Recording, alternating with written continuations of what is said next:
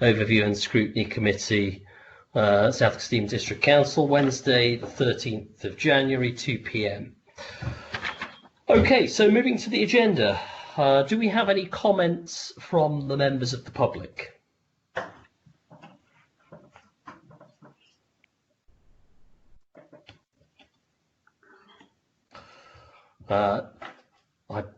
Okay, I'm hearing nothing, so I believe there are no comments from the members of the public.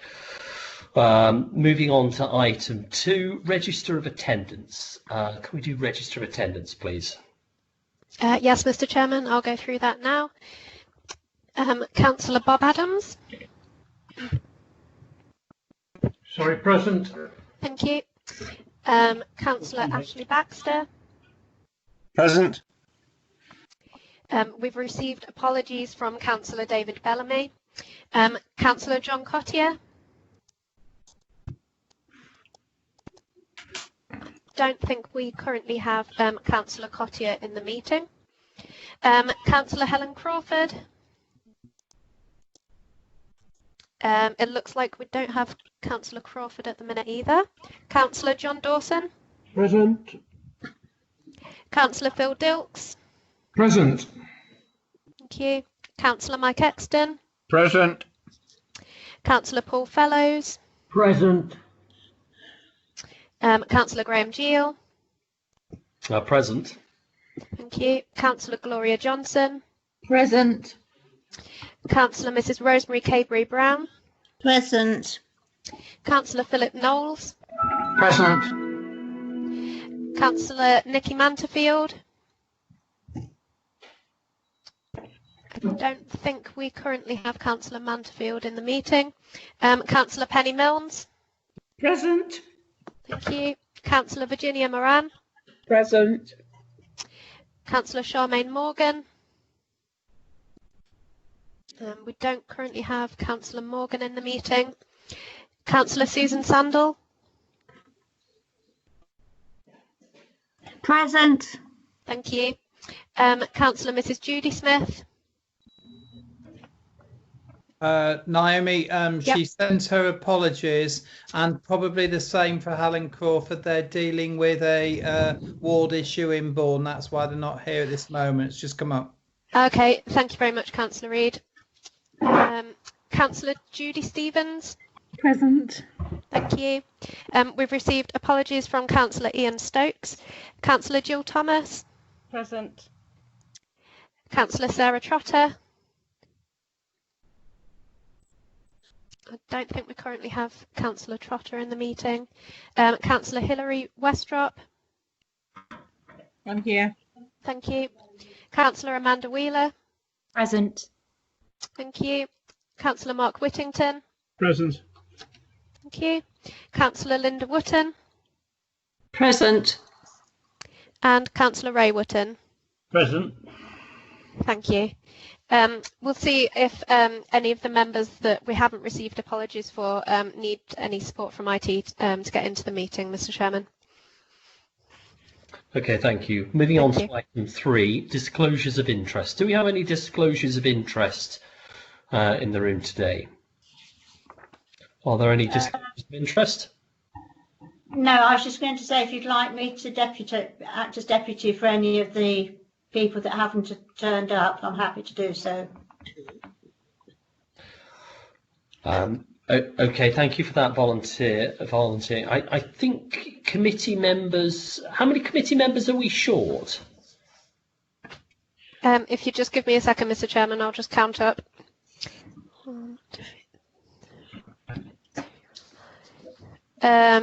7 committee members short, so it's quorate. Okay, we are quorate, Jackie. I think that's a useful offer, though. I think with 7 short, we are quorate, Councillor Smith. So I think thank you for the offer, but I think we should be okay, Councillor Smith. Okay, are there any other disclosures of interest in the room? Councillor Stokes, Adam Stokes. Yeah, sorry, I've just received apologies from Councillor Manterfield. Oh, thank you, Councillor Stokes. I'll note that. Okay, so that is formal apologies received. So, Councillor Smith, do you want to step in for Councillor Manterfield then for this meeting formally? Yeah. Yeah, that would be fine. Thanks very much. Okay, fine. Okay, are there any other disclosures of interest in the room? Okay, as a reminder, you can disclose interests at any stage. Councillor Baxter.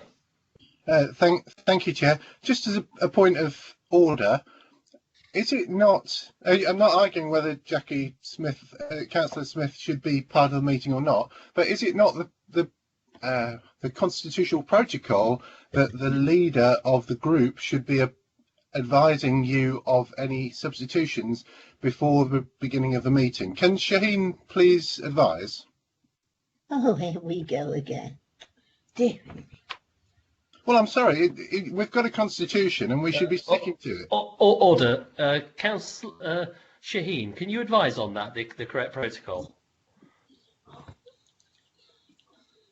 Chairman, I don't think we currently have Shaheen in the meeting. Previously, I know at another committee recently, a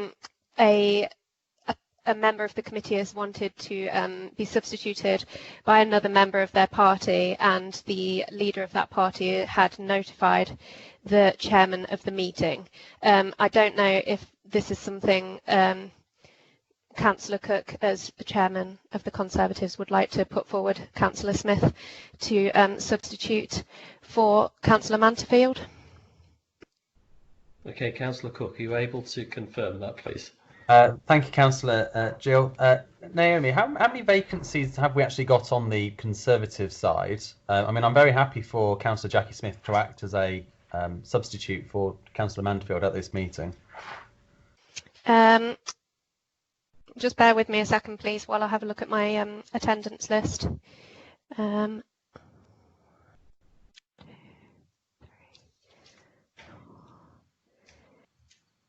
Okay, we've received apologies from 5 Conservative members.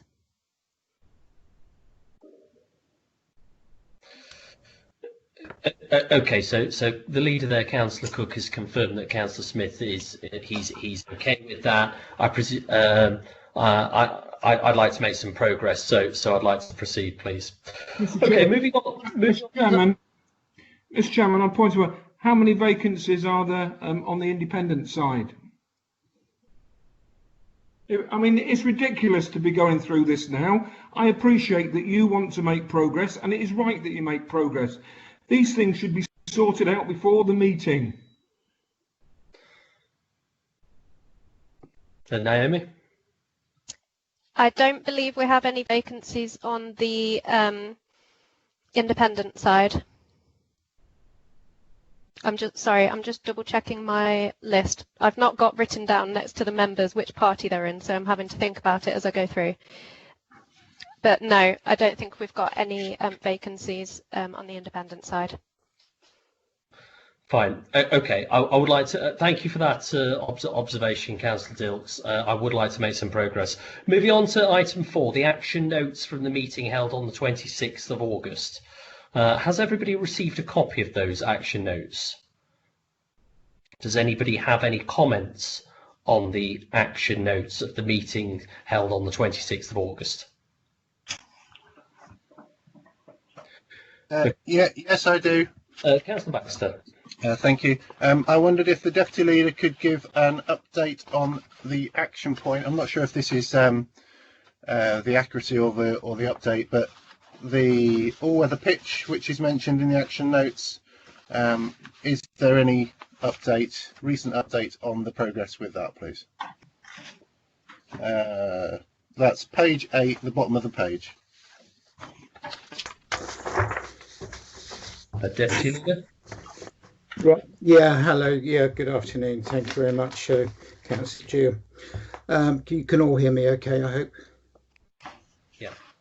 Just about. Is that better? Yes, Barry, we can hear you. Yeah. Okay. Thanks, Robert. There is an update on that. We are now.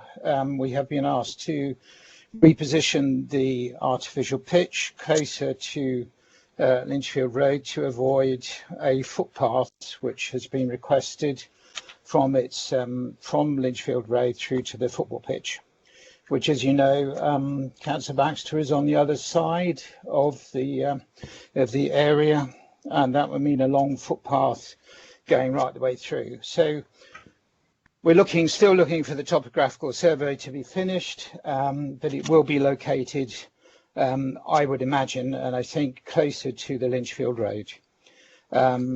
This will then involve us also removing the existing pitch as it is at the moment and returning that to a grass football pitch. Thank you for the update. I don't know when you were planning to tell local members or local sports. Well, it's only just come to. I haven't got any other update. I'm giving it to you now, Councillor Baxter, as we have it at the moment. When this has been, you did mention a few meetings ago that you thought it was in the wrong position. So actually we now have it. I can't give you any more update on that, except we're working on it. So when we get that position from the topographical survey, I will inform everybody. Thank you. Thank you. Karen Bradford has asked to speak on this.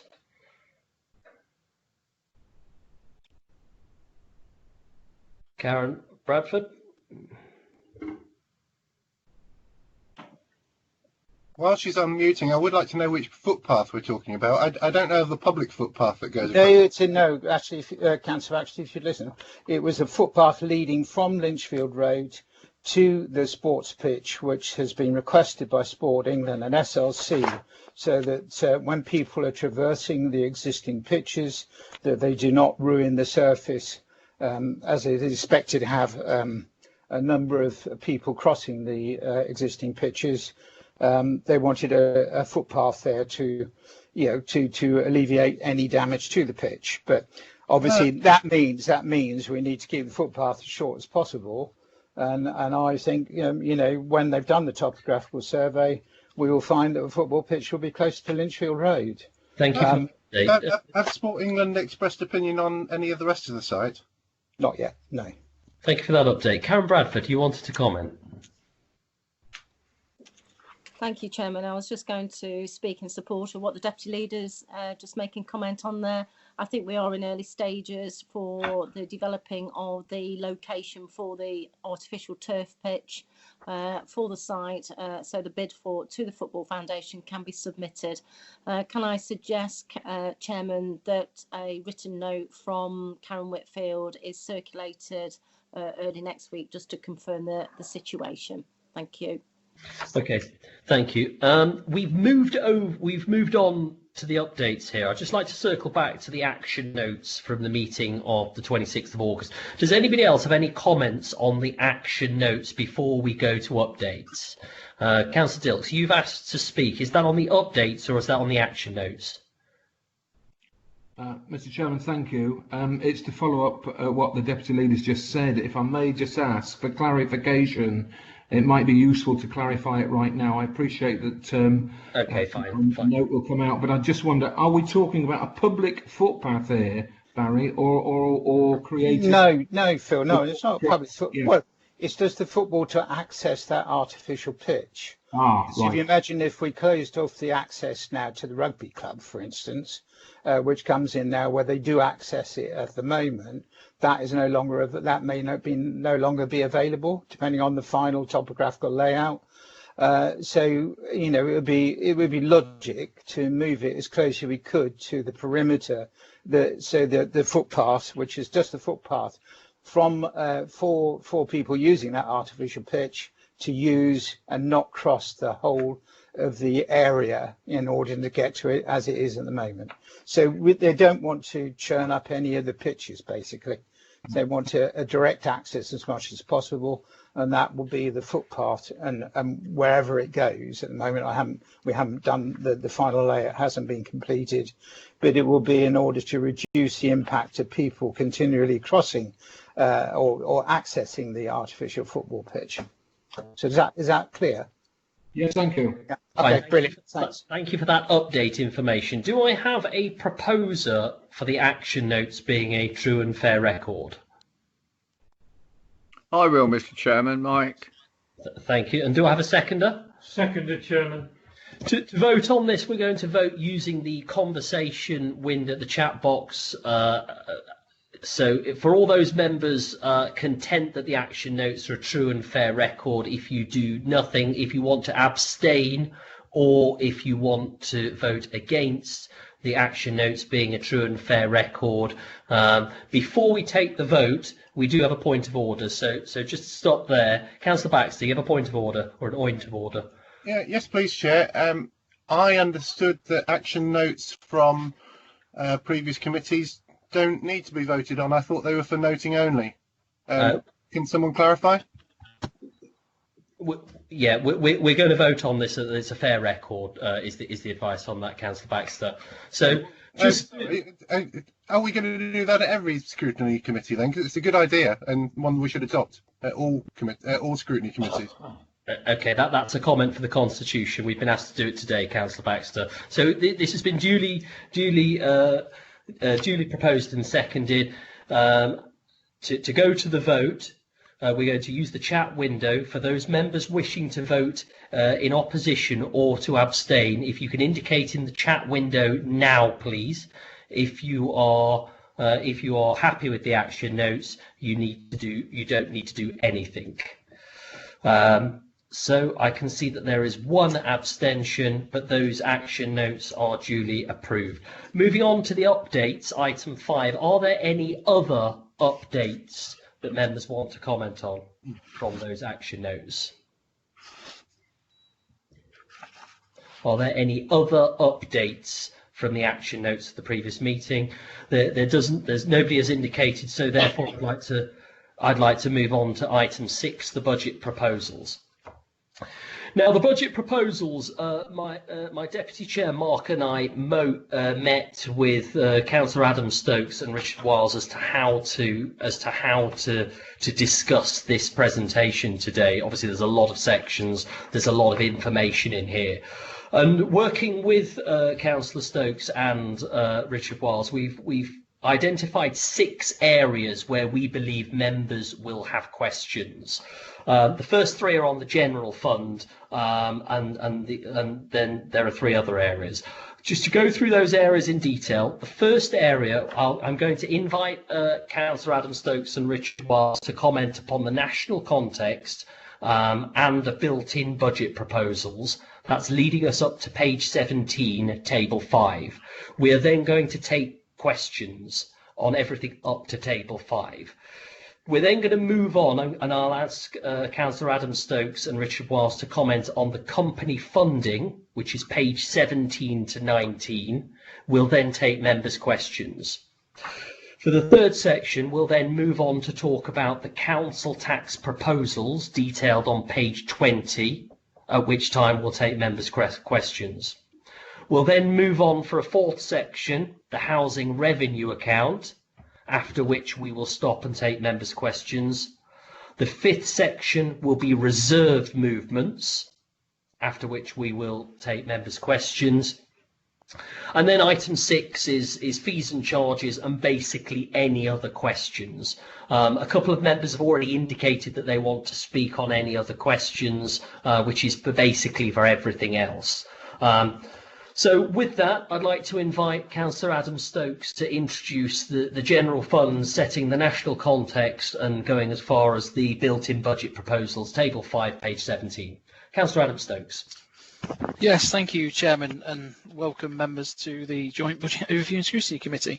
So the report in front of you is the Cabinet presenting the Joint Budget Overview, the draft budget estimates for 21-22, revenue and capital for both the general fund and the housing revenue account, and provides details that have been included in the budget proposals. So what I'm asking today of the committee is to consider and put forward any proposal or amendments to the Cabinet in respect to the budget proposals for 21-22 for the general fund, the housing revenue account, the proposed use of reserves and proposed fees and charges. So the proposals are based on the government funding announcements and the provisional settlement information received on the 17th of December. The final settlement information will be confirmed during February. The focus of the budgets has been to support the actions set out in the recently approved corporate plan and to reflect the anticipated costs and income impact of the ongoing COVID pandemic. Whilst the budget proposals have been formulated based on the latest understanding of the financial landscape and is underpinned by a prudent financial approach, the overall budget proposals are not immune from variation and fluctuation. So there may be a possibility, and I'm flagging that up now, that an amended budget may be presented later in the financial year, but this will be kept under constant review by myself and Richard Wiles and the team. The funding levels are relatively similar to the current year, and this provides some financial certainty for the year ahead. And this has been bolstered by a one-year only lower tier grant of 362,000, which is to provide some level of financial protection against unforeseen COVID costs. It is recommended that this one-off grant is passed to the Budget Stabilisation Reserve and only to be used if there are budget pressures during the year. And I think that's a prudent way of managing that extra grant. There are a number of key budgetary proposals that have been incorporated to ensure that a balanced position is achieved and also to support the ongoing transformation of services to ensure they are efficient and continue to deliver value for money. And these are set out at Table 5 on page 17 of your pack.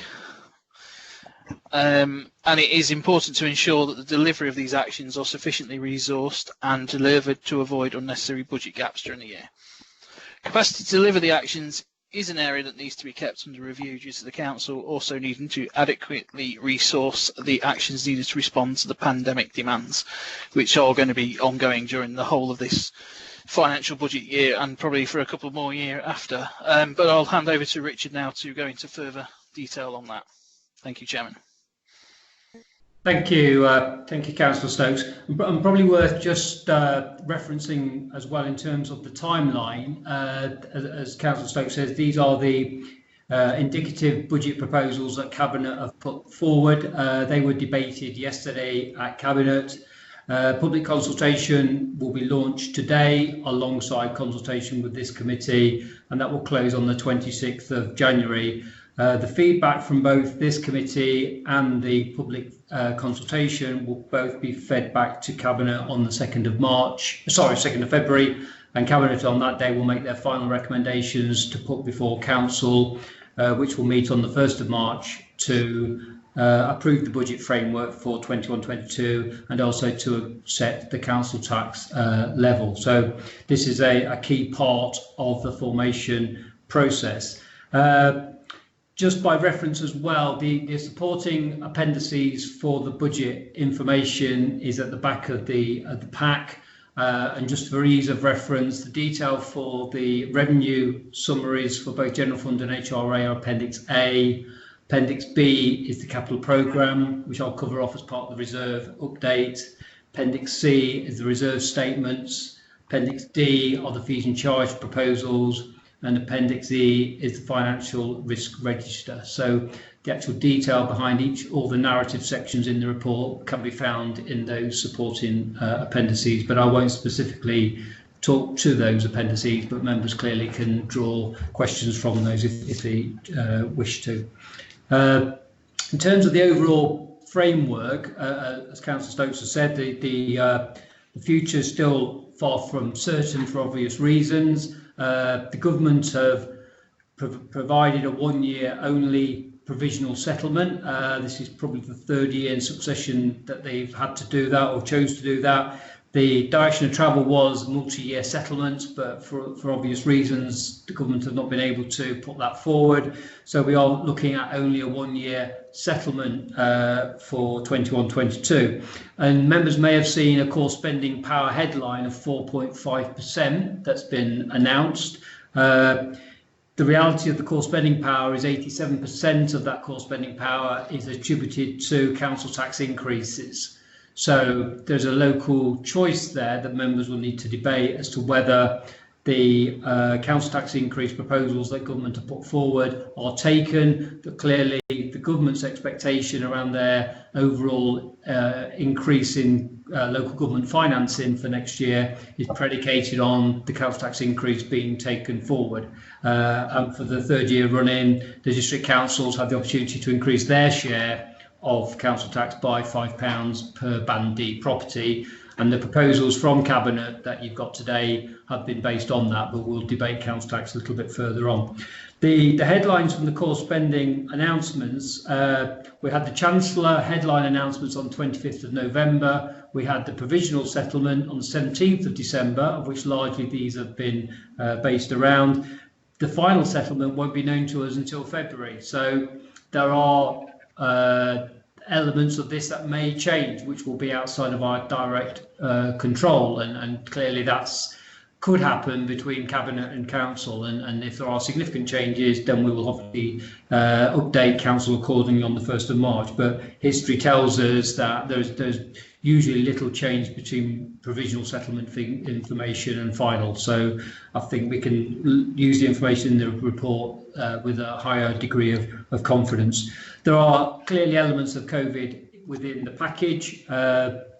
We were pleasantly surprised to receive a one-year lower services tier grant of 362,000 that Councillor Stokes has referenced. That was outside of our knowledge, and there's a reflection of uncertainty that we face going into this financial year. And as Councillor Stokes said, our recommendation in the report is that goes straight into the Budget Stabilisation Reserve to provide further resilience to the budget framework for next year.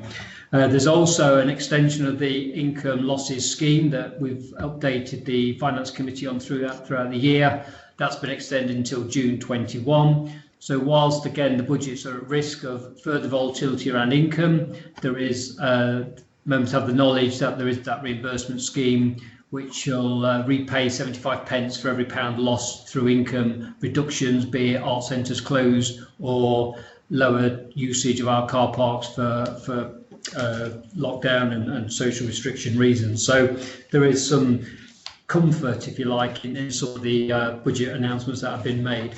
So taking that information from the settlements, we are able to present a balanced budget for 1 year. Clearly we can see the horizon shows uncertainty again. Largely that's due to the fair funding review outcomes and the business rate setting outcomes. Government have committed during 21-22 to relaunch those fundamental reviews, and that's getting to the heart of how local government is financed in the future. Probably the reality is that 21-22, whilst the reform will start, we won't see the impact in 22-23 because clearly there will not be enough time and there's not enough stability in the system to make some firm recommendations. So whilst we do show a deficit in years 2 and 3, I think we all reserve the right to come back to that and look at the position as it emerges during the next financial year. The final probably key part is around business rates. The council, alongside all neighbouring authorities in Lincolnshire, with the exception of South Holland District Council, have made a request to remain as part of the Lincolnshire business rate pool.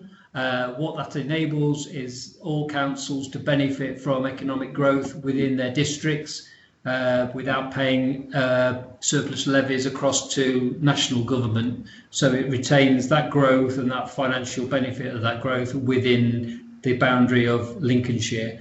And we expect to see the outcome of that application during February as well. So the rating position from the council's perspective remains as viable as our neighbours. So our request is that we remain in that pool for the further year.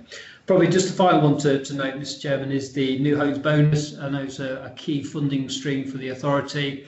The government have previously announced that the new homes bonus will stop in its current form, and they want to pick up a conversation during next year as to what would replace new homes bonus, with a strong incentive to reward councils that have got strong economic growth plans and strong housing plans, and reward more directly those councils that are demonstrating housing growth.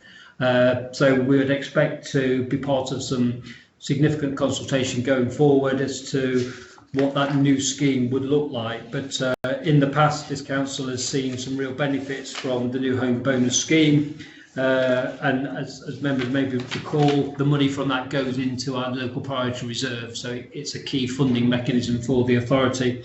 So we are seeing for next year receipts of about 1.5 million as the new homes bonus scheme starts to draw to a close. So again, the recommendation is to put that straight into local priority reserve, not to use it to prop up budgets as some councils have done in the past.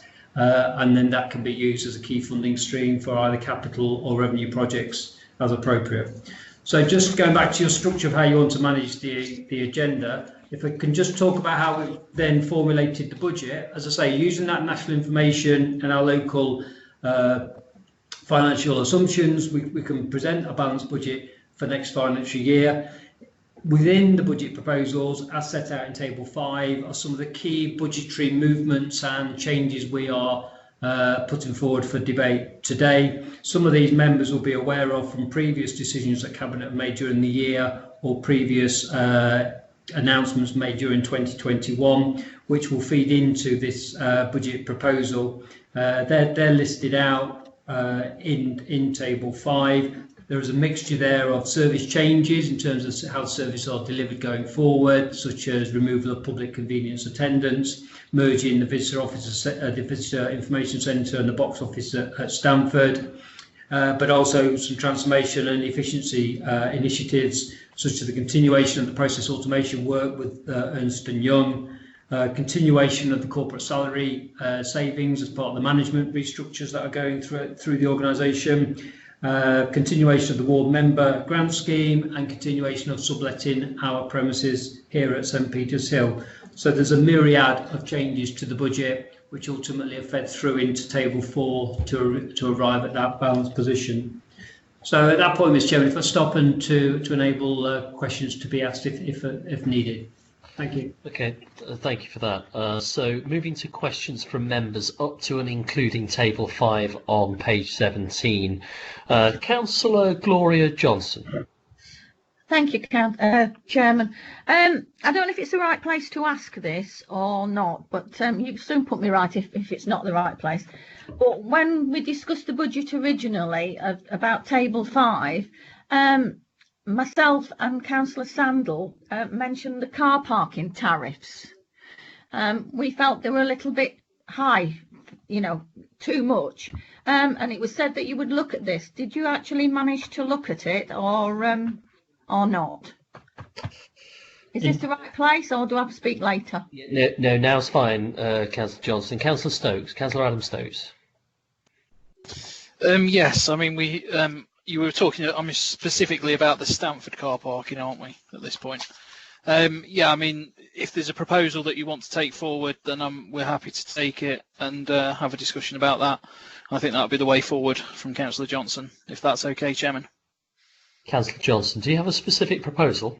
Yes, I have a proposal. I fully expect that parking charges will have to go up because they've not gone up for quite a while, but not so much. So I propose that we have a look at it and just increase it slightly, because we do need the tourism in Stamford and we do need them to come to the shops, and the more that you put on, the less they're going to come, and especially after COVID. So I do feel that we should look at the cost of the parking fee for Stamford and reduce it. So I propose that we look at it to reduce it. I'm very happy to second that. Councillor Wheeler speaking.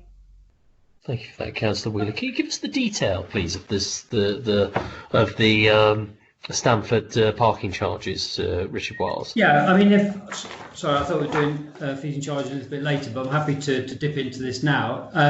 The fees and charge proposals, as I mentioned at the outset, are set out in Appendix D. The proposals for Grantham and Stamford car park increases are slightly different.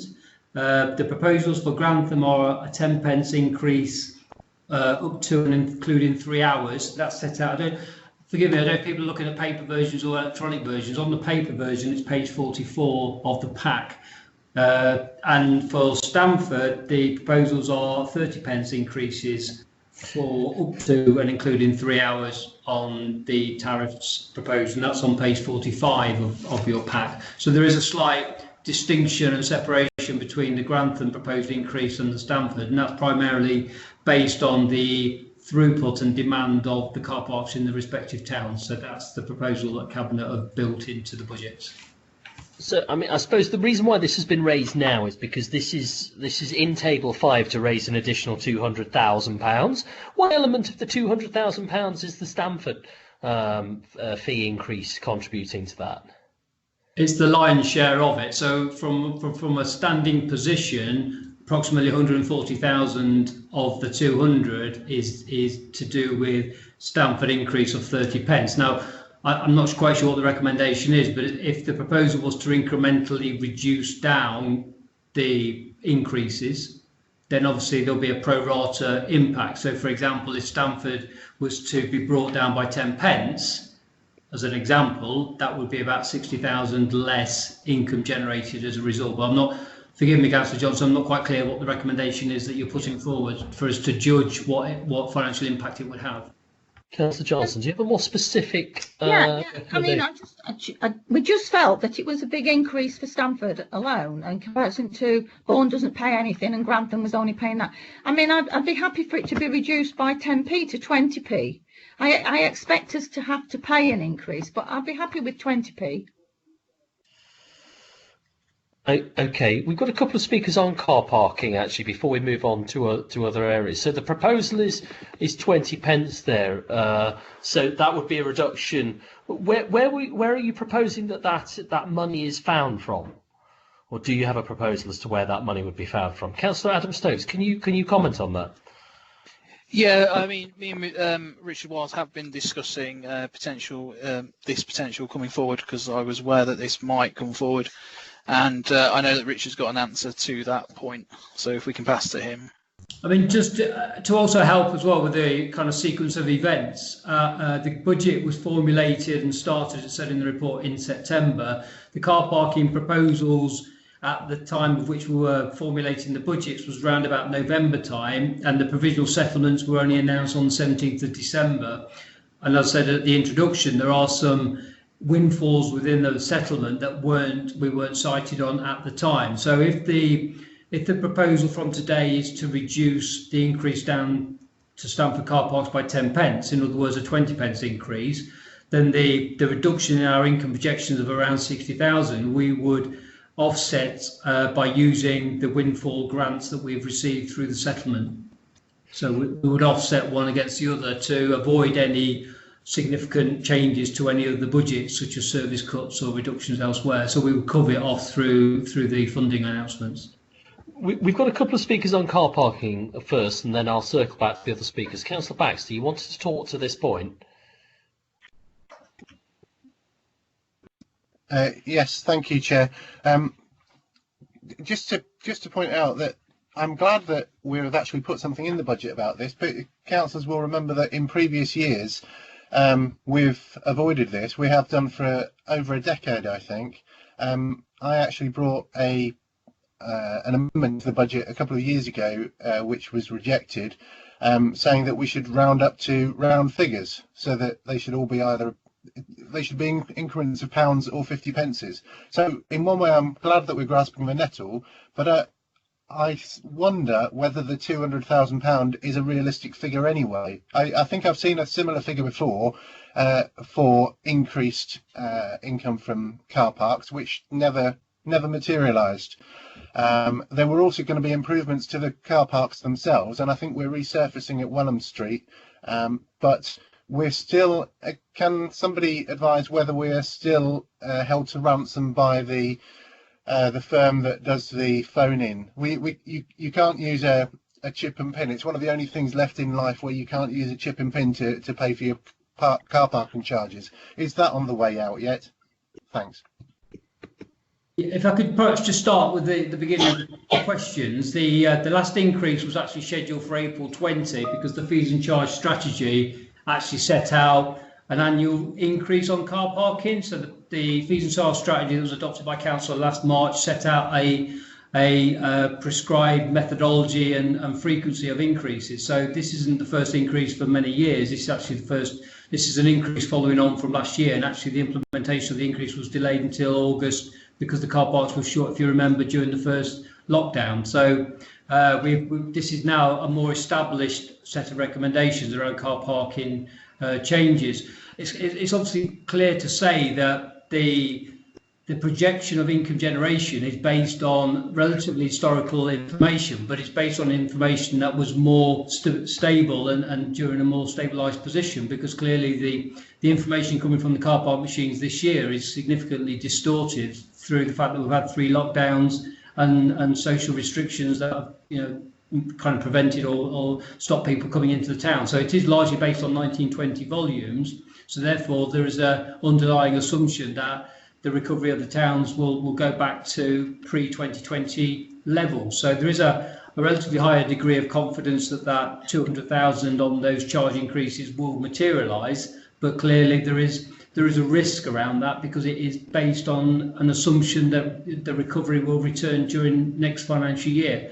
The final point around car parking, yes, the authority is still tied into a contract with an external provider, which means that currently the chip and pin functionality on the machines cannot be used, but pay by telephone is an option for cashless payments if customers want to use that. Okay, thank you for that, Richard. I'm sure other members may want to speak to this as well. If we can move on. Councillor Philip Knowles. Thank you, Chair. Not about car parking. Move on to another subject. I'm happy to move on, yeah. Thank you very much. Well, it's a relatively small issue, rather, and I want to propose that £9,000 be included in the budget to part finance the road cleaning service that's been introduced in Bourne. This was a commitment that was given many years ago, and at this time last year, in fact, just before the actual budget was agreed last year, I met with Councillor Cook very, very briefly, and he agreed to have a chat with me about taking this forward. And obviously, during the COVID situation, we've not done that. But I would like to request that we put that into the budget this year, and that Councillor Cook and maybe the member for the environment will have a private meeting with me obviously by Skype. So that we can go over the detail. There's a lot of very, very, very long list of detail and pieces of paper that I've got, which I wouldn't want to trouble this meeting with. So perhaps if they would meet me and I could go through it all again, and I'm sure they would see the justice of what I'm trying to say. So I'll put that is recommended to the Cabinet. I'll give them to the Cabinet to look at. But in the meantime, I can have a little meeting, a short meeting with the leader in order to explain why I still believe that this is a commitment that the SKDC gave and has not yet fulfilled. Thank you. Okay, thank you for that, Councillor Knowles. I think what we'll do is we'll take comments and then return to these proposals to see whether they're within the funding capabilities or whether Councillor Adam Stokes and Richard Wiles want us to give them more guidance on how some of these requests may need funding. Moving on to get a few more councillor comments. Councillor Amanda Wheeler. Hello, thank you very much, Chairman. I've got 3 things. One on the parking, and I'm sure I mentioned this last year at the budget meeting. When people park in other districts, they often have the option to pay for parking and then get some of that cost redeemed when they visit certain shops. And if we're trying to raise the income from car parks but not affect the visitors and stop them from coming in, is that not something that we should be looking at doing? I know that when the car parking charges went up in Stamford in August, a number of traders reported to me that their footfall in their shops reduced considerably. So that's on the parking. And then the second thing I wanted to talk about was on table 5, page 17. You've got the removal of public convenience attendance in Stamford, and I'm just wondering what that means for the facilities. And you've also got the closure of the Maiden Lane Visitor Information Centre, which is the Stamford Visitor Information Centre. Those 2 things are happening to Stamford, and you're talking about raising our car parks and our council tax. And I just don't think it's going to sit very well for Stamford that our costs seem to be going up and our services are being reduced. Councillor Stokes, do you want to comment on that? Yes, with regards to removing of the attendance, it will not impact on the level of service at the public convenience. They will remain open. We'll be utilising staff from other areas to come and clean them, but I would like to re-emphasise that they will remain open. Which the other part was we are moving the part was the where is it? I'm just trying to find it on the information centre for staff. The information centre. Yeah, so that'll obviously go into the Stamford Arts Centre. So there won't be you'll still be able to go in and do all the services that you can at the current location, but we're just putting it within the Arts Centre. On your comment on the operation of parking and parking recharging, I think that's an operational question rather than a budget question, Councillor Wheeler. I think it's an excellent idea, and it's definitely one that we should get some guidance on. I think I'd invite the cabinet member to write to you on that rather than necessarily affecting today's budget. But I do think it's an excellent suggestion that should be minuted. I'd like to move on. Councillor Mike Exton. So I'm trying to get. Thank you, Mr. Chairman. Most of the points I was going to praise have been brought up by my fellow members from Stamford. But the other point is I'm looking at the market stalls. There's a discrepancy of £3.50 per stall. If you buy a stall in Grantham, it costs you £25. You have a stall in Stamford, and it's cost you £29. Let's have a look. £29. You know, to me, why is the discrepancy at Stamford? Are you supplying, robbing the rich to pay the poor? And how much money has been spent on publicising Grantham Market over this last 18 months? Surely that money could have been spent in a better way. Thank you. I think that's an interesting question, but it's very squarely a fees and charges question, which we will return to later. So I will allow you to speak and raise that again when we return to fees and charges. Do you have any other questions or? No, all the rest have been brought up by my fellow members. We'll return to fees and charges. Moving on, Councillor Mark Whittington. Yes, thank you, Mr. Chairman. So far, we've had a number of points that have been raised by various members. There really are operational issues, and perhaps our work that should have been undertaken by other scrutiny committees with regards to determining particular policy. This isn't really the forum, Mr. Chairman, I would hazard to state, where we should be considering operational policy matters, because, potentially it is up to the scrutiny committees to consider policy and, if necessary, to change policy. This budget meeting, Mr. Chairman, isn't the forum to undertake changes to policy. Thank you.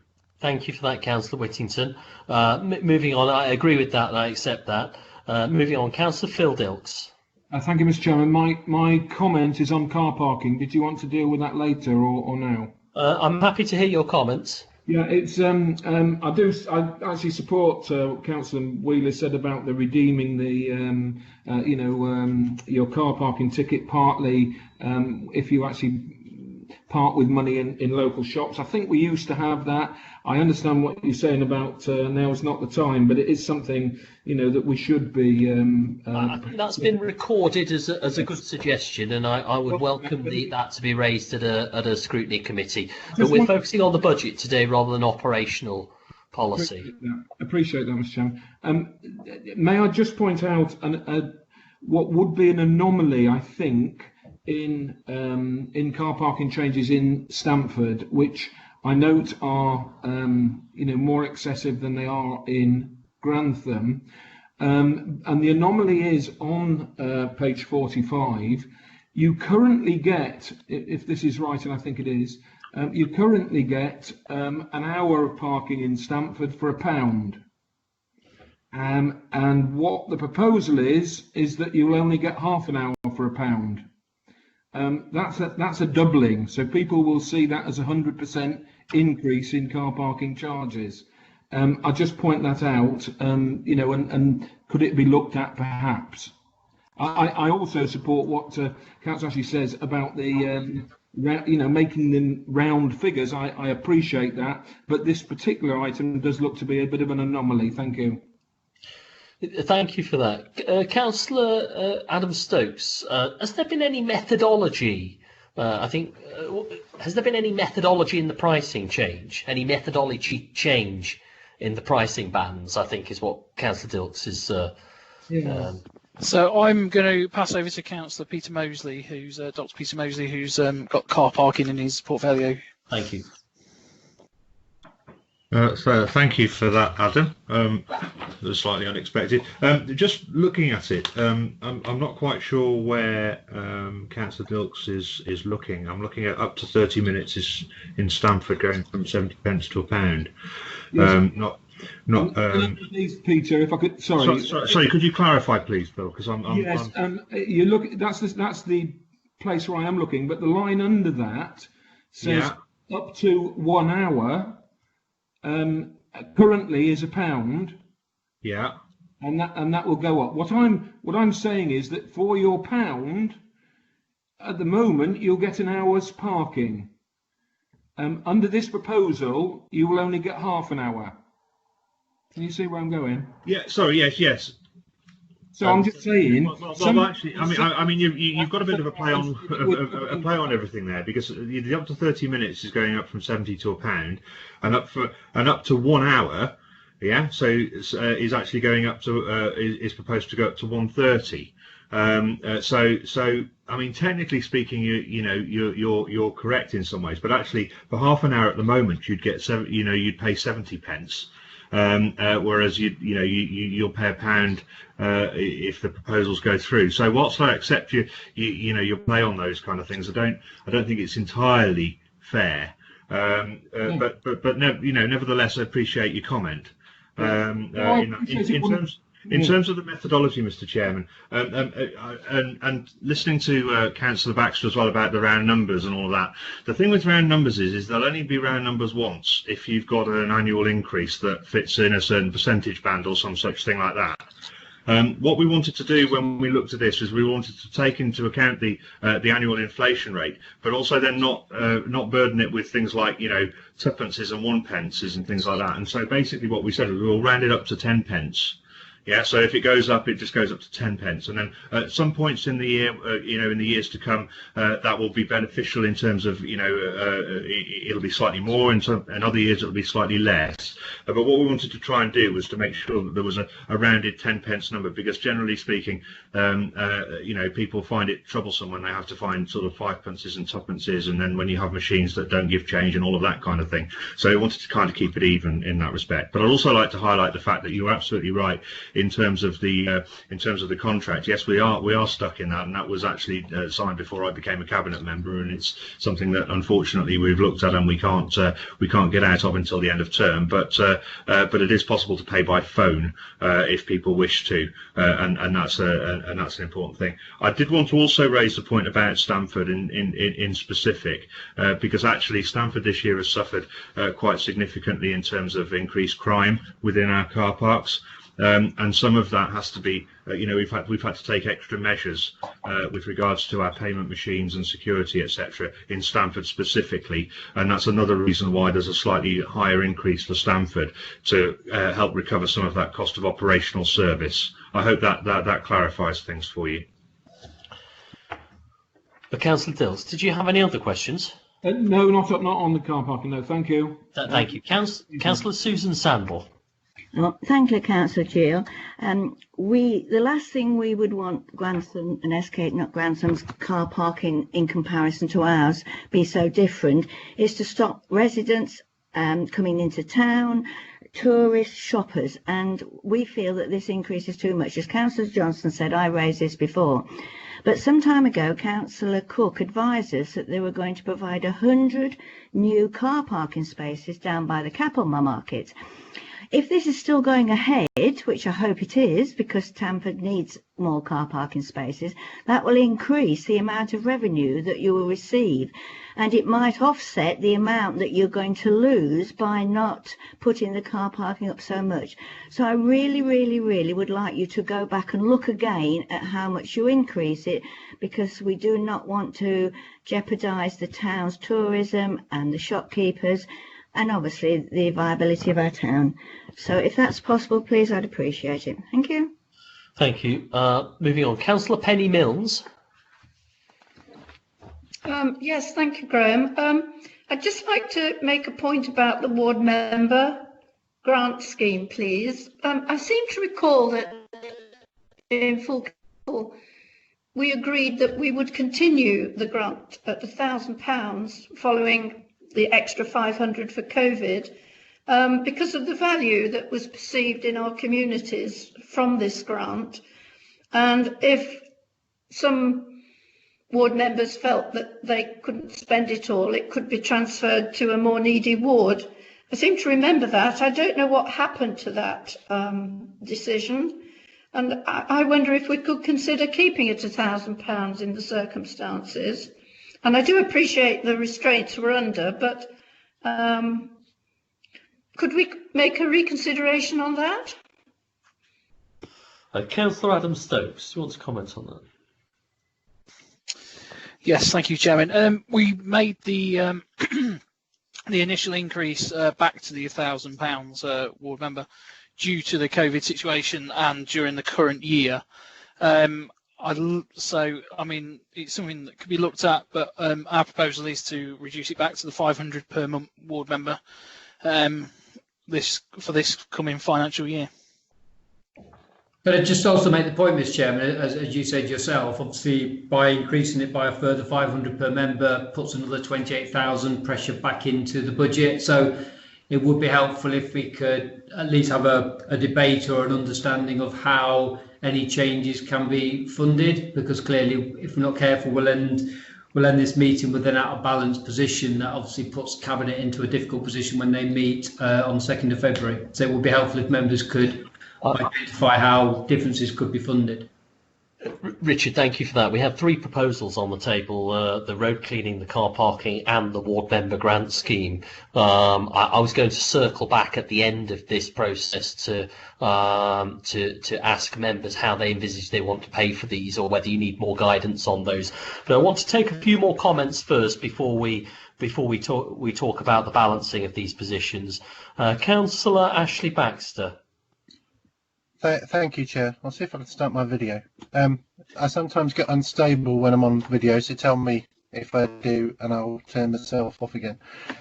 I wanted to comment about the some of us don't have the financial background of Councillor Stokes or Councillor Whittington, but always in these meetings some good ideas come out in terms of policy. And I certainly suffer, and I don't know if others do, of the issue of trying to find a place to bring a good idea, and you bring it to overview scrutiny and you're told we haven't got the budget, and then you bring it to budget and you're told, well, you should have taken it to overview scrutiny committee. So I think it's a really good idea to capture these ideas when you have the opportunity. Otherwise you go through some kind of Kafkaesque nightmare where you have a good idea that everybody would agree with if only they had the opportunity to discuss it. I don't think there was an answer to the plan for the public toilets in Stamford and Grantham. Are they being closed, or are we using this intelligent robotic automation to somehow find a different way of keeping them open? Certainly I would be very opposed to closing them, because an awful lot of people need the loo, but an awful lot of people need the loo in a hurry in a public place, and it can be very frustrating for people when they can't, especially when you can't get into pubs and other places.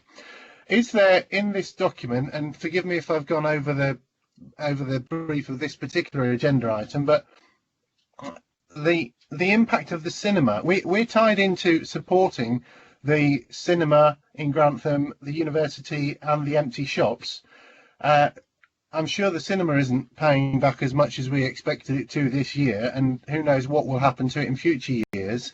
and I know that I think that the cinema were in rent free for a while. What is the have the plans in terms of revenue anticipated from the cinema been changed or resolved? Also, is it possible to say a little bit more about how the £75,000 will be raised from the university space, and also the empty shops that we hoped would be I don't know whether we'd hope it to be a Nando's or a Pizza Express or whatever, but that building in Grantham, which is currently empty, what's the financial impact of that? There is very little in here about climate change, other than the Cabinet have the discretion to add £20,000 on. I wondered if Councillor Moseley could add anything in terms of how we've got a budget that doesn't appear to include very much, unless I've missed it, in terms of climate change investment or integration of climate change into the overall programme. Somewhere in here there's a mention of the procurement officer as an investor save function. I don't think having a procurement lead is an investor save function. That's just a function of a local authority. We've said in governance and audit meetings and elsewhere that our procurement has been sketchy, is probably a bit harsh, but certainly we've missed many opportunities to be better at procurement and even to obey the law on procurement. And so the procurement lead is not an investor save. That's just a standard getting on with the job part of the council. And then finally, if I may have gone over the line, skipping over page 19, where at the end of the Leisure SK paragraph, I think there's a subheading missing. So we're going to return to the company funding. So if you want to hold your company funding, yeah, fair enough. But is the housing also in a separate bit? The housing revenue account is, yes. We'll do that later. Yeah, thank you. you. I'll stop there then. Thanks. Councillor Peter Moseley, if you can comment on the climate change and the public conveniences, please. Yeah, thank you, Mr. Chairman. Yeah, I'll start with the public toilets. The proposal, I believe, for the public toilets is to remove the attendance only. So we'll be maintaining public toilets in Stamford and Grantham, and I think that's quite important, as the councillor rightly says at this time. We need to be mindful when we're talking about toilets of the way that the high streets work or have worked in the past. And I appreciate we're in kind of difficult times at the moment and things aren't the same. But generally speaking, the cosmopolitan culture of town centres has changed so that it's very easy to locate toilets in cafes and bars and restaurants and the like, and people use that as part of their general shopping thing. Now, obviously, we recognise that during COVID, for example, those concessions are shut. And it's important for us to maintain those opening. But we did do some work last year looking at the cost effectiveness of our toilets, and for our attended toilets, the cost per use was extravagant because people weren't using them that much, so the cost per use was lower. Obviously, during this time, the cost per use for attended toilets will be slightly lower because the other facilities in the town aren't available. But once we come out of this particular situation, I'm fully expecting much of that to return and the demand on our toilets to be lower. So moving to an unattended coin slot type service for our town still maintains a toilet in each of our towns, in Grantham and Stamford, which we're currently responsible for. So that's where we are on that one. In terms of the climate change, appreciate Councillor Baxter's comments there. Climate change is a funny thing, really, because it's we're not quite sure how much some of these projects that we're going to have to do in the future are going to cost, and so they're not quite budgeted in this one. One of the things that we've done as Councillor Baxter will know is we've included the impact on the climate as in every report that we make. So it's also at the forefront of everybody's minds when we're looking at new projects and the like. So I would fully expect there to be some absorption of monies with regards to leisure centres, for example, to make them as efficient and climate and carbon neutral as possible. And so many of these things are for a specific project base. There is the £20,000 climate reserve which has been recommended, and I think that's a good way forward. But I would like to reassure members that that actually whenever we're looking at doing anything, we're looking at, or we should have in our minds, and I certainly do, and I rely on councillors like Councillor Baxter to make sure that I do have in mind what we can do that is more energy efficient, that is better for the environment, so that we can tackle those targets as we move forward. But a lot of the big ticket items for climate action will be things like fleet renewal, and they will come in years to come. And it's not that we're not thinking about them, we are thinking about them now, but we're just not ready to budget for them. Thank you. Richard, are you able to talk to the comments about the cinema, the university and the shops? Yeah, I can talk to those questions. In terms of the cinema complex, obviously the financing of the build of that has already been dealt with in previous budgets. It was funded from the council's reserves, so there's no legacy borrowing costs pertaining to that development. Without going into too much commercial detail, there is obviously a lease arrangement between ourselves and the cinema operator. That's in place and that's been honoured by both parties. Nationally, the sector of hospitality has seen grants issued to them, and the cinema operator will have been in receipt of those grants. So financially, there are other arrangements in place that's keeping that cinema operator financially viable. The actual wraparound retail space, the A3 units, we have not built into this budget any assumptions around income that may be related to future lettings. Clearly, if that came to pass, that would be a financial gain to the authority during the next financial year. But we also recognise that they may continue to be vacant whilst the market is recovering from the current situation, and potentially rent-free inducements may be offered. So there's no assumptions around that space being let. They are currently attracting business rate relief, so there's no cost to the taxpayer whilst they're empty, but clearly they are still being marketed. If you go past, they are letting signs on that space. In terms of the university, the budget recognises there is a cost to that space. It's the last entry on table 5, so the cabinet have built in a cost assumption around that space. As members know, it's now been refurbished and it's there ready to be used by the university, but clearly the university will not be using that space anytime soon. So there are operational costs related to that building and they've been reflected in this budget. Clearly, if the university starts to pick up usage during next year at some point, that'll be a contribution towards that space, that cost that's been identified. Thank you.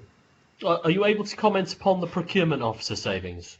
Yes, the procurement, the reference that Councillor Baxter's referencing is when the procurement lead post was put into the budget 2 years ago, it came from an investor save reserve because it was recognised that an injection of procurement activity in the authority would bring financial benefits to the authority. So that's why the investor save reserve was used. It was a fixed term post. It was to inject the focus into procurement activity and it would repay back the reserve. What the report says around this, apologies, we're going to stray a little bit into the reserve section of the report, but what the report does say that subsequently going forward, the procurement lead posts were built into base budgets and won't thereafter be funded from the reserve. It will be part of the core budgets of the authority. When we change our arrangements from the partnership arrangement that we've got currently to an in-house resource. So the investor save reserve will only be used for the remainder of next year and thereafter it'll go into our base budgets. Thank you. Okay, thank you. Moving on. Councillor Rosemary Trollope-Bello.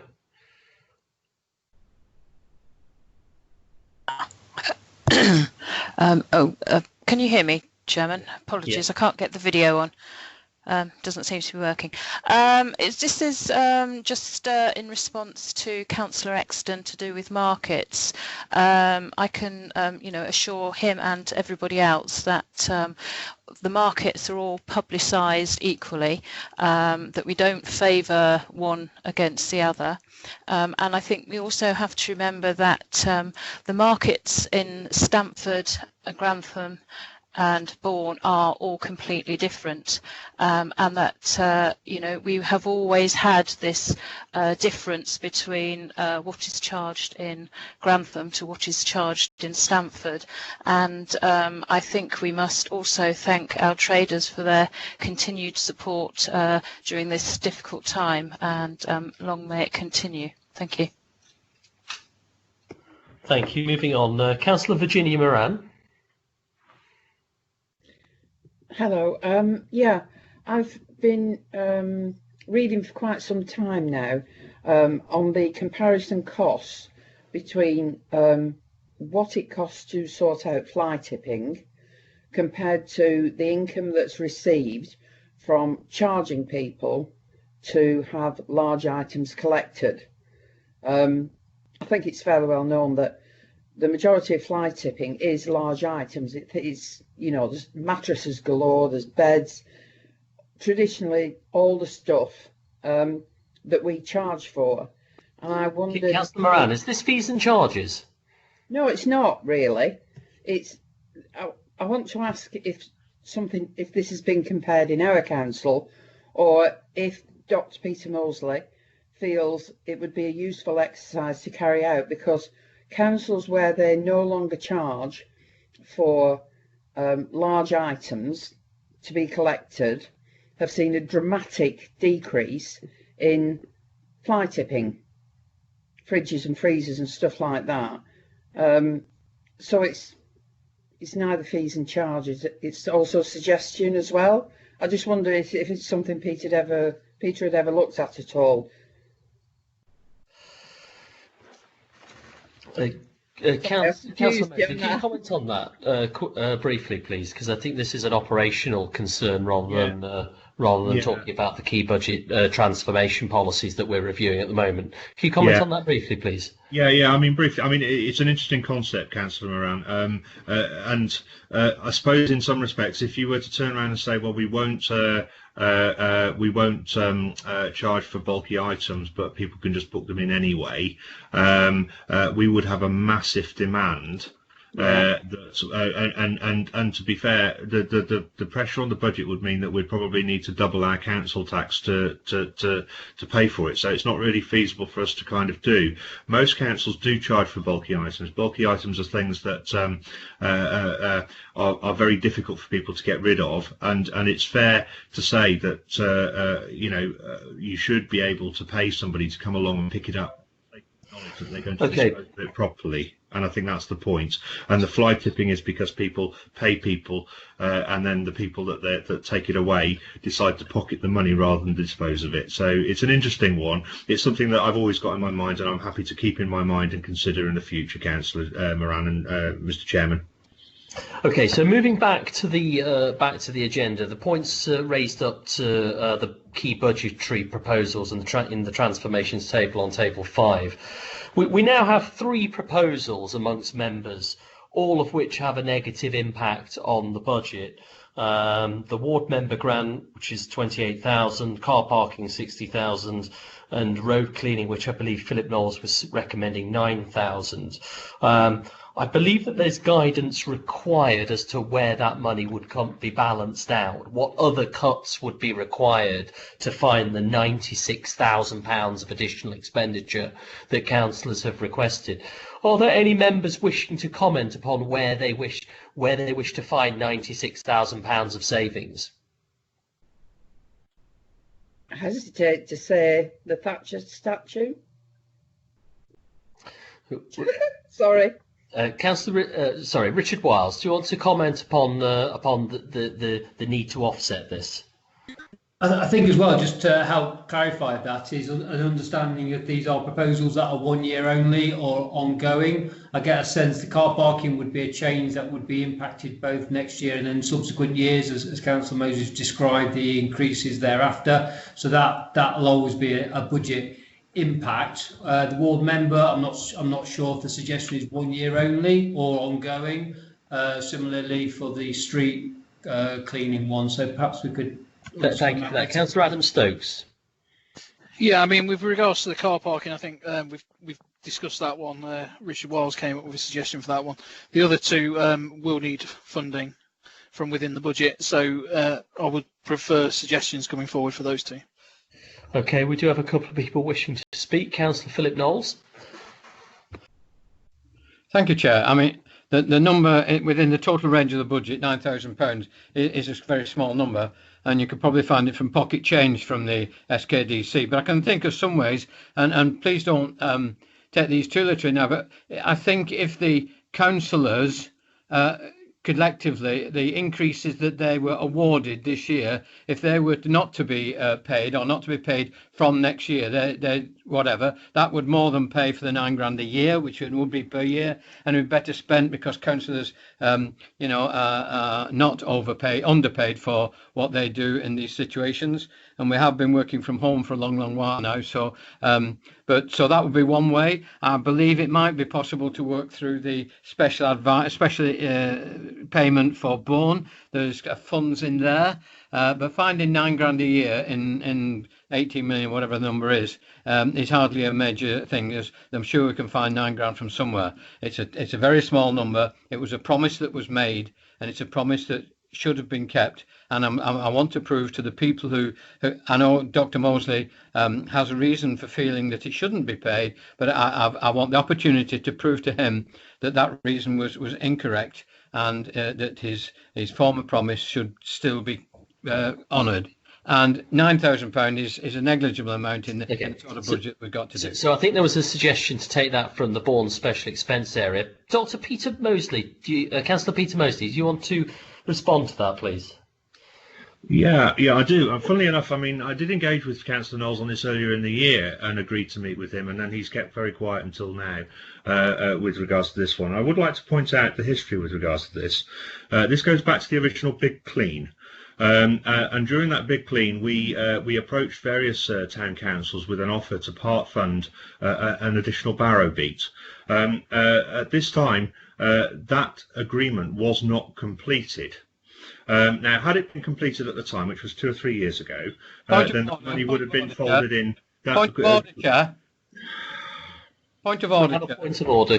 Councillor Knowles. Some of the things that Councillor Moseley is saying are not strictly correct. The thing was on the line before the Big Clean ever came into operation, and I specifically said that I didn't want to go into huge paperwork and a long 20-minute delivery of the detail of this, because it was best done outside this meeting. So I'd be obliged if Dr. Moseley, yes, we spoke about it in February, March, and this was immediately the pandemic came upon us. And it was not an appropriate time to start mulling about with relatively small amounts of money with a large detail of it. What Councillor Moseley is saying is about the commitment not being signed off and so on is just not correct, and there is a reason for why it was not honoured. And I've got detail and great, 10, 12, 15 pages of facts that I could go through, which would change Mr. Councillor Moseley's view on this. Yeah, that point was registered. No, from one side, unless I go and get my paperwork and I spend half an hour telling you why he's not seeing the point that I'm making on this. That point of order has been recorded. Councillor Dr. Peter Moseley, do you want to finish your response, please? I would be delighted to. It would be appreciated if I could complete as well. I won't go over the history then, but what I will say is that SKDC Street Scene already have a presence in Bourne. We already attend to all of our towns. So there's no reason for us really to be spending extra money on having another organisation that can precept itself to double up the workload. So I don't really see any reason for this to be included within the budget. There are important things that we've addressed within this budget. For instance, increasing the pay of our bin men. Now that's an important issue.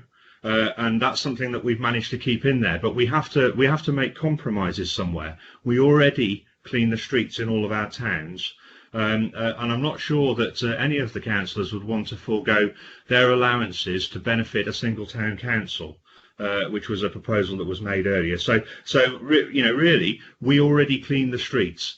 If we're not doing it well enough, then that's an operational issue that councillors should approach Street Scene with, and we can see how we can do it better. But we did in fact adopt the highest street standard, which actually elevates the level to which we clean our streets in our towns, and it's a written document that's a matter of public record. And so I think I'll leave it there, but I would be opposed to any funding direct to a town council that could precept itself to cover its costs on this, because we already do this work. Thank you. Okay. We have a suggestion. Then I'm going to ask we're going to have a suggestion first. Then I'm going to ask for proposals. Councillor Ashley Baxter. Thank you, Chair. You'll remember that in, I think, June 2019 there was a call-in meeting regarding the appointment of external consultants to help us with advertising revenue, and this was going to bring in tens of thousands of pounds of advertising revenue in creative, online and in real life ways. I just wonder if there's any sign of that money coming around the corner, because I can't see it mentioned in here, and if we can we're an ambitious council with all these great ideas. It seems that if we make suggestions for what we want to keep, then we should also be making suggestions about where we can still find some money to raise. So I don't know if Councillor Stokes Jr. has got any feedback on whether that money is likely to be appearing anytime soon. I think in terms of advertising revenue, I think I will allow you to come back to this, but I think that's at a later stage in the meeting. Councillor Philip Knowles, I can do it now, Chairman, if you want, and then we can. Councillor Adam Stokes, if you want. Yeah, I mean, you will have received an email from myself on the 14th of December, Councillor Baxter, with regards to a current update to the project. So, I mean, we're current, as mentioned in the email. I mean, the plan was to go out towards the end of 2020 for a tender before Brexit to find suppliers, but unfortunately, due to, I'm sure Richard Wiles can come in on this, but things aren't moving forward with it. It's been slower paced because of COVID, and I think we've just got to realise that these things are going to happen at the moment, unfortunately. But I'm sure Richard Wiles has got a further update. Yeah, I mean, just to echo that, the work hasn't been lost. Obviously, the pandemic has partly diverted resources away to respond to the COVID pandemic, but also because the market would be completely skewed in the wrong direction during this last 6 to 12 months. So the timing wasn't right to go to the market. As discussed at Finance Committee on several times, we've pledged not to build into the budget speculative budgets that then come back to haunt us during the year. So we've made no presupposed assumptions around how the market will respond to the advertising opportunities. So that isn't in as an income projection, because we just don't know what the market may come back and say. Clearly, if it comes to fruition and there's a positive income coming from it, then that will be provided to members as updated information during the year, but we have made no assumptions around that, but the work is continuing. Members, just as a reminder that we are legally obliged to present a balanced budget, so at any stage, whilst we're happy to listen to proposals if they've been duly seconded, those proposals have to talk of where those funds are coming from. Now, what I suggest here is that we make some progress, and I'm happy to hear about these proposals again once we have got more information on where we perhaps might find the £9,000 for the street funding or the £28,000 for the ward grant, and I believe that there is ongoing dialogue on the car parking recommendation that we can return to. But I suggest at this stage, let's move on to the next area of the report, where we can perhaps find areas where members can identify where they can see savings to justify extra expenditure. The next area of the report we were going to cover and take questions on was company funding. That's pages 17 to 19. Richard, can I hand over to you for this, please? Thank you, Mr. Chairman. So the information relating to the companies is detailed on pages 18 and 19. Effectively, there are 3 company fundings set out. They're all slightly different in terms of one is a management fee, which is Leisure SK.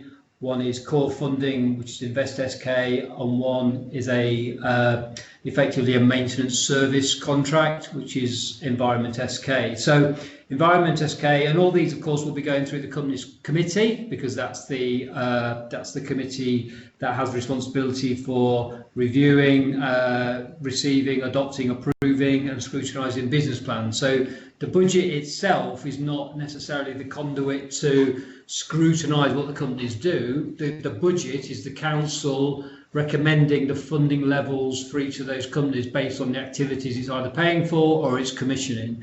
So Environment SK presented a business plan to the company's committee and set out within the business plan its cash flow projections and the levels of services it could provide to the council, and the council responds accordingly and sets out a specification, and the company has priced that specification, and the funding is the culmination of that work. And you can see that's split in 3 ways because of 3 different funding sources for the payments that will be made. That's the general fund, the housing revenue account, and special expenses areas. The HRA, you'll see, has requested more service demands and requirements from the company than it has previously. You'll see an increase in the payment arrangements between the council and the Environment SK from next year.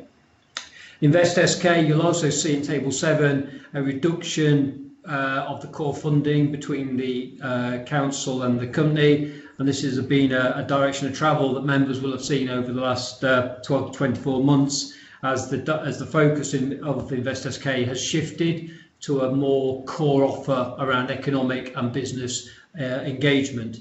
85% of that funding for Invest SK from next year is staffing. So there's a real clear, narrow focus for Invest SK. And again, business plans are developed and companies committees had early sight of a business plan around this area. And no doubt through the next committee cycle, further information will be presented to the committee. The last one, which members will be well aware of because a lot of the reports have gone through council, is in respect of Leisure SK.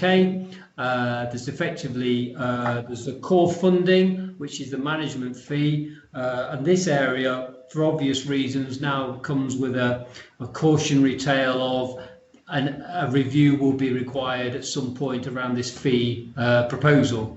Members will be aware that when the funding was agreed at council of 500,000, the reason it went to council incidentally is because it's a January to December contract, so some of the payments are due in this financial year rather than next, but the full year effect is 500,000. That was based on COVID recovery and social restrictions being lifted, and operationally the centre's been open from 3rd of January for the Leisure SK. Clearly that's all changed and the centres remain closed. And at the moment, there's obviously no visibility of when those centres may reopen. So this £500,000, which was predicated on a operational model from beginning of January, now will be reviewed, and there's a clear expectation the 500,000 will need to be increased at some point over the next financial year. But as we stand here today, that's the information that we've currently got to work with. Just to kind of help members, I've also added in how the business rates would work. The way the business rate relief could be applied to the company, depending upon a successful application, is that the funding for business rate relief is split in a 3-way arrangement, and that's national legislation requires that. 50% is picked up by central government, 40% is picked up by the district, and 10% is picked up by the county, and that's how it works in 2-tier areas. So should the council satisfy itself that the Leisure SK as a non-profit making commercial entity is eligible for business rate relief, then the contribution towards that relief from the council will be 232,000 based on full application being supported. So that's in there for information, so members are fully cited on the relief package. Now, incidentally, the government may intervene through the 3rd of March budget announcements by the Chancellor and award more relief on the leisure sector anyway. So that would be something that we probably would half expect to see. So this may become an irrelevance in that sense because the government, through its funding formula, would reimburse the authority anyway. So that's in there for members' understanding. But so I would say, with the exception of Leisure SK, both those funding mechanisms and those proposals are based on robust business plans. Thank you. Okay, do members have any questions about the company funding proposals? Councillor Phil Dilks.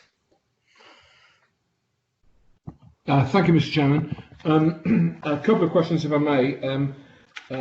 At the start of the, it's listed, and there's a paragraph about gravitas, and I appreciate that there's no funding and proposals for gravitas, as the focus is on completing the project at Werris Lane. But surely, if and when those are sold, or the remaining ones are sold, will that not create an income for the council? That's my first question. I'll go on to the second one, if I may. Is on table 7, Invest SK. Clearly, when Invest SK was set up, it had a budget of well over £1 million of council money a year, and we cut that substantially last year, down to the 800,000, and I see that it's being cut over the next 3 years down.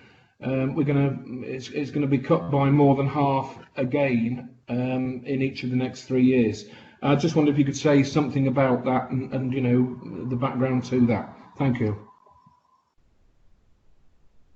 So just in terms of gravitas, Mr. Chairman, there is no revenue implications for gravitas as a company. That's why there's no proposals built into the budget proposals. Clearly, if and when the apartments are sold on the open market, then the receipts from those sales go back into gravitas as the company, not back to the council.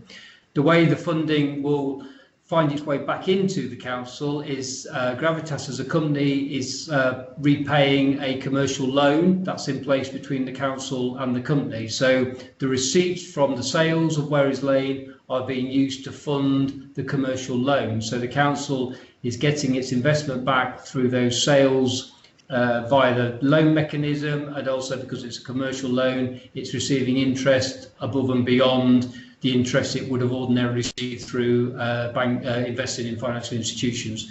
So they're all being dealt with, if you like, off the revenue budget side. So that's why you're not seeing those transactions in these papers. In terms of Invest SK, I thought I was obviously didn't articulate this well enough. The funding change, it's not, I wouldn't describe it as a cut, I would describe it as a shift in focus.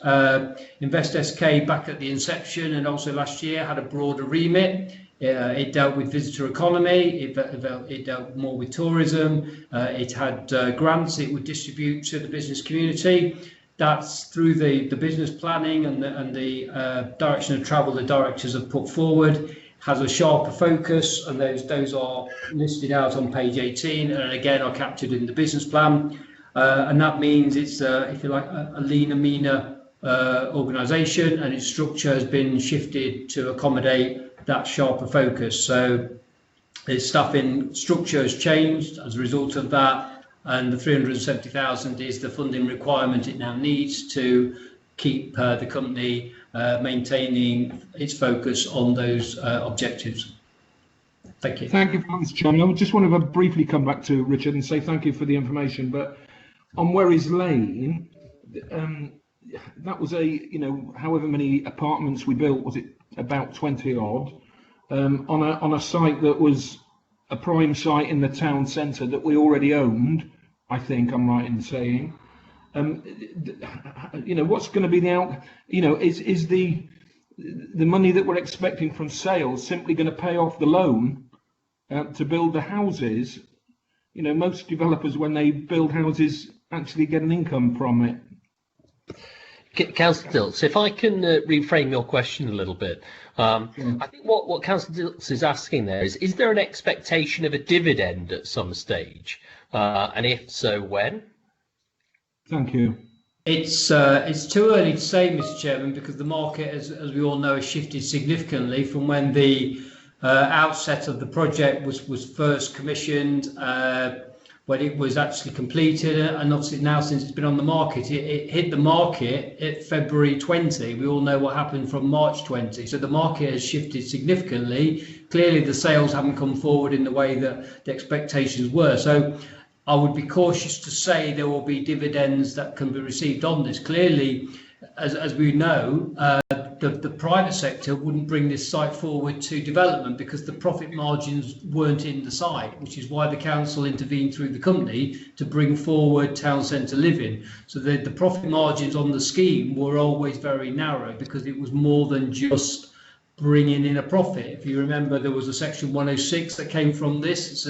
That's enabled a housing development elsewhere in the town. There's new home bonus coming from this. There's council tax receipts coming from this. And there is the commercial element of the lending arrangement. And of course, Gravitas paid full market price for the land as well that the council has benefited from. So the scheme was always more than just about making a return. It had a lot more softer and more tangible benefits attached to it. But I think it is still too early, given that we're halfway through the sale portfolio, to be clear and say that there will be a profit ultimately. The council will make its money back, but beyond that, it's too early to say.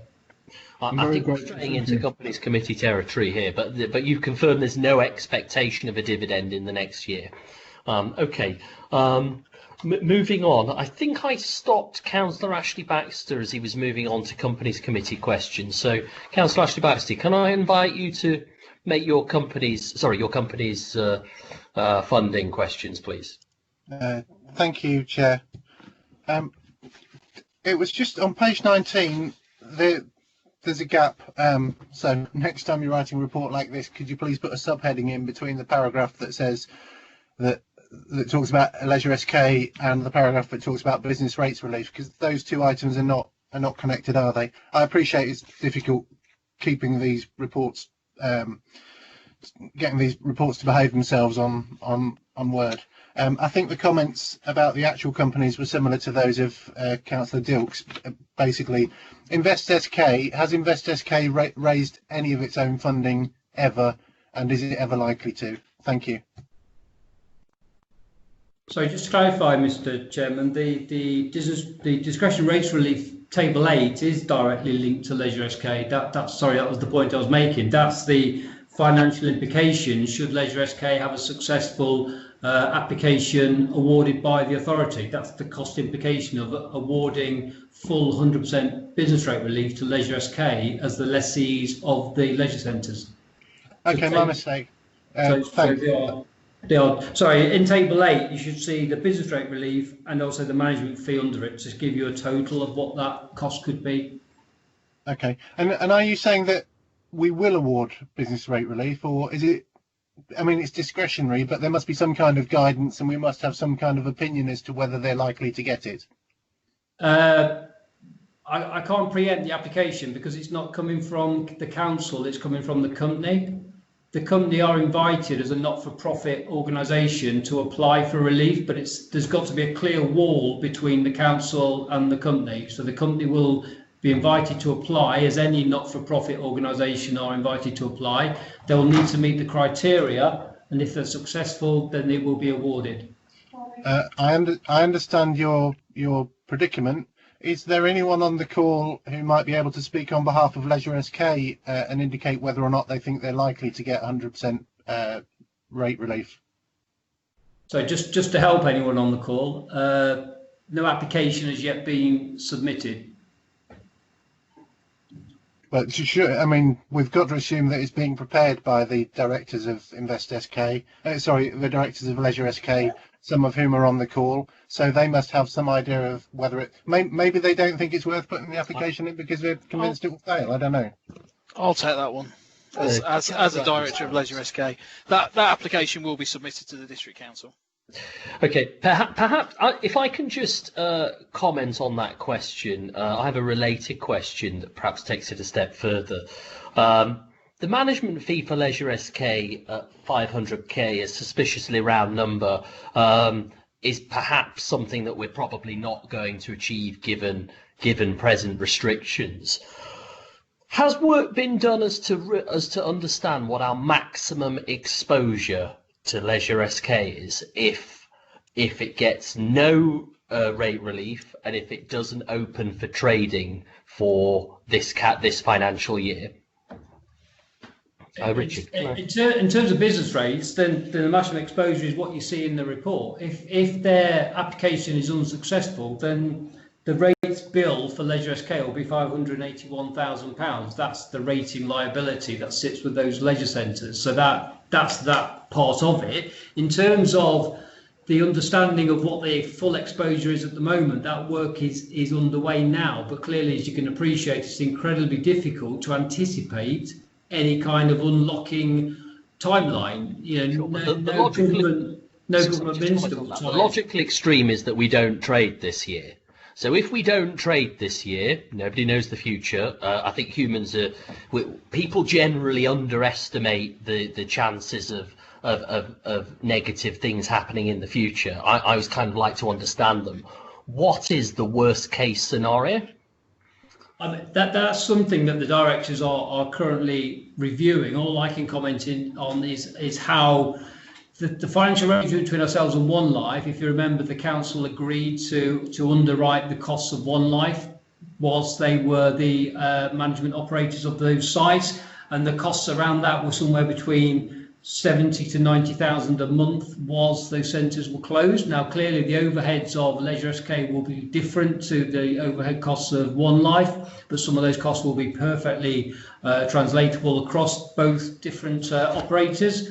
I believe Leisure SK are actively looking at what their potential cost liabilities are going to be per month while they're closed, and no doubt they'll pick that conversation up with the council to understand what that funding mechanism needs to look like and what their financial support will need to be. But there are several scenarios that I've modelled around uneasing of restrictions and also the take-up and customer demand that will be built back up. But there's a lot of unknowns within that modelling. I don't want to stray into companies' committee operational territory, but the maximum exposure has been modelled, and it's something that can be worked with. Okay, is what I take from that. Are there any other questions from councillors? Karen Bradford, you wanted to comment on that? Thank you, Chairman. I was going to comment, but I think Richard has said a lot more. We are modelling this at the present time. We expected on the 4th of January to be opening, but of course we went into a further national lockdown. Our overheads aren't going to be anywhere close to what they are that were as One Life. We have furloughed the staff and we've got two currently working for us. So we are looking to minimise all costs, and of course all costs in reference to a management fee, which would be back to this authority. Okay, fine. Are there any other members with any questions about company funding? Okay, then I'd like to move on to the third area of the general fund, which is the council tax proposal detailed on page 20. Councillor Adam Stokes. Yeah, thank you. I do apologise about my dog in the background. He's old and wants to go out.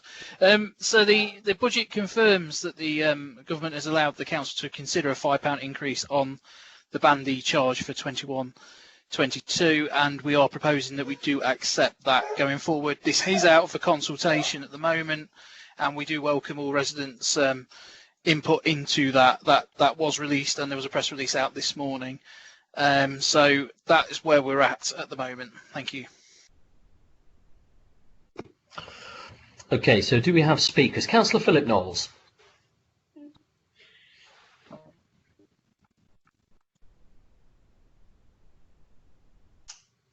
Councillor Philip Knowles.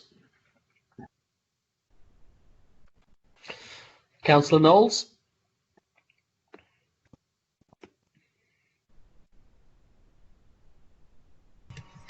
Chairman, I can't see that he's still in the meeting, so I will ask IT if they can get in contact with him. Himself. Councillor Knowles? I think he's having some technology issues. Are there any other speakers on this? Councillor Mark Whittington. Yes, thank you. Thank you, Mr. Chairman. Obviously, in the paper in front of us, the amount is given for a Band D property. But of course, not all of the properties within SK are Band D. I think with an awful lot of Band A and B, I believe. So I'm just wondering if somebody could comment about what proportion, if we know what proportion of our housing stock is band A and what proportion may be in some of the lower bands, which obviously won't see the full impact of that charge, because I believe it gets reduced in ninths. Some background around that might be quite useful if possible. Thanks, Mr. Chairman. Richard Wiles, Yeah, and whilst just wait for that information to come through, I just wanted to also comment on if the option is taken not to increase, which obviously the council has a whole range of options from £0 up to £5, just by way of presentation, table 11 confirms that a no increase would be a £240,000 impact, to shy of £250,000, if there wasn't the £5 taken. And of course, when councils opt out of increases, which obviously is a political decision at the end of the day, then cumulatively that ground is never recovered, because clearly the following year you don't get the chance to retrospectively increase and then build on that. It's only an annual incremental increase, so you'll never gain the traction once you've dipped out of it. The other thing, and for those members that may have seen the council tax base report that went to Cabinet in December, it described a situation where our tax base is relatively stagnant at the moment, and there are two elements that drive council tax receipts. One is the council tax itself as a valuation band charge, and the other element is your tax base, and effectively one is multiplied against the other. Because of the increase in council tax claimants, and we talked about the council tax support scheme at the November Finance Committee, we've seen an increase in claimant numbers for obvious reasons, and that's had the effect of eroding down our tax base.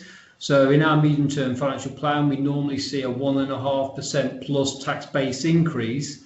For next year, we've only seen a 0.4% increase. So that has a sequential impact of our overall receipts for council tax being eroded down, because our number of customers who can pay within the district is reducing by the claimant. So there's an interaction between claimant numbers increasing on our council tax support, which takes them effectively out of paying council tax, and also seeing the impact of a slower economy.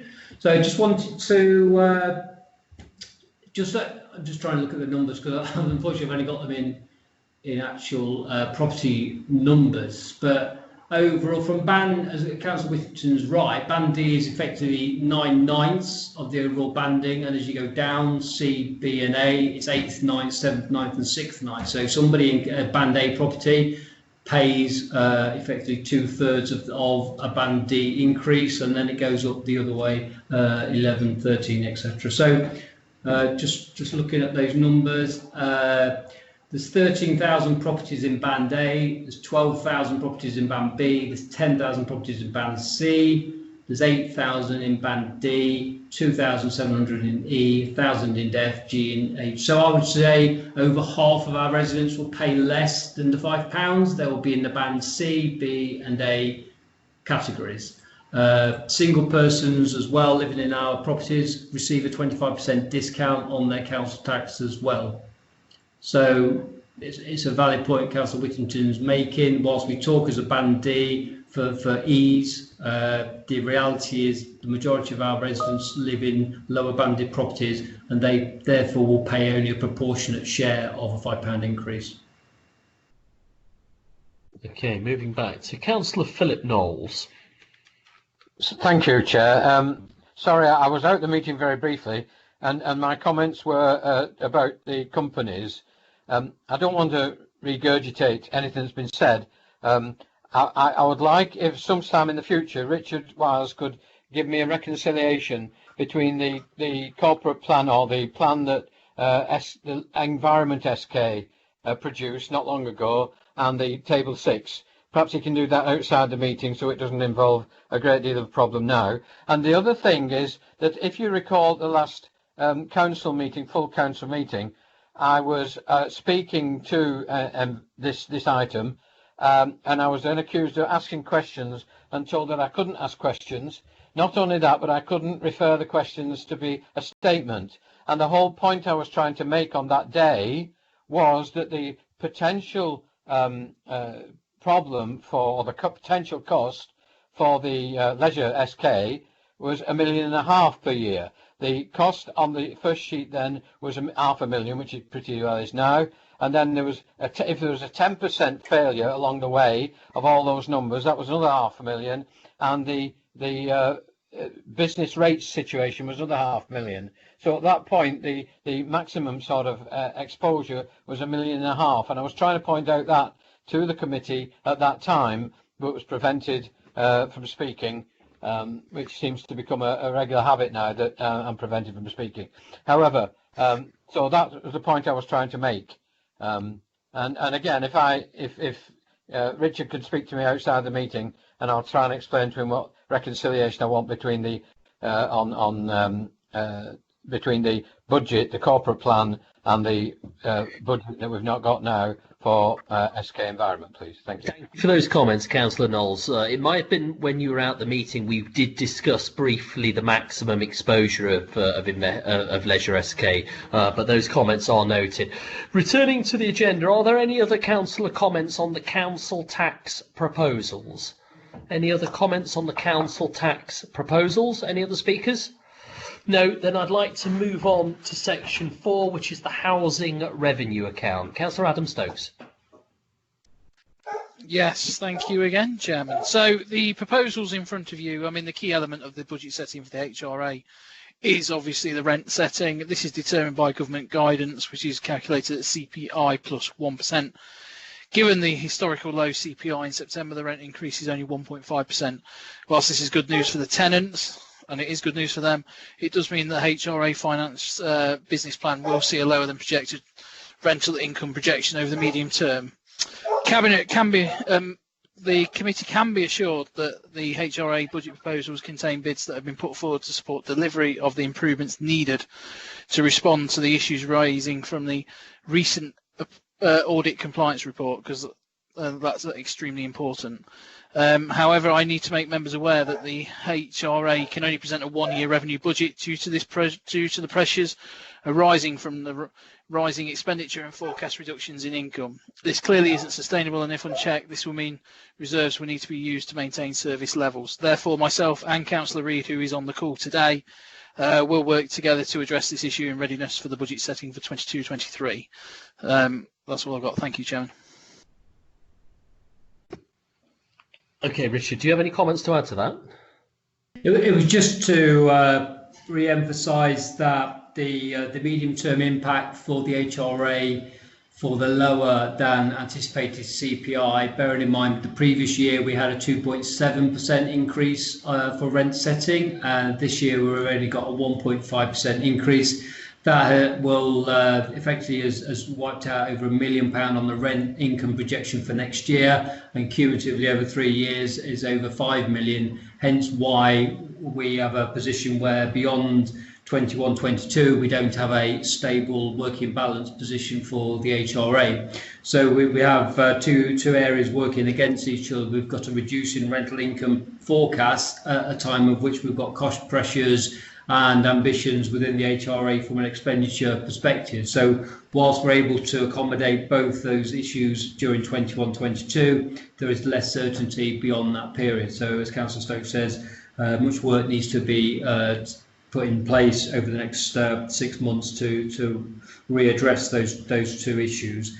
In terms of the compliance, you'll see in Table 12 the revenue bids that have been brought forward. Some of that may answer what Councillor Knowles was referring to around grounds maintenance. You can see that the service for the HRA has asked for more than previously presented from a grounds maintenance and environment SK perspective, and there's also more funding going in to fund some of the issues to deal with the compliance report. And you'll see, if you reference back to Table 5, you'll see that the General Fund has also been asked to fund some of the support work to deal with the compliance responses, 150,000, which the HRA will need to pay for to fund some officers' time that are currently being charged to the General Fund. So the average increase for rent for the tenants is £1.19 for next year.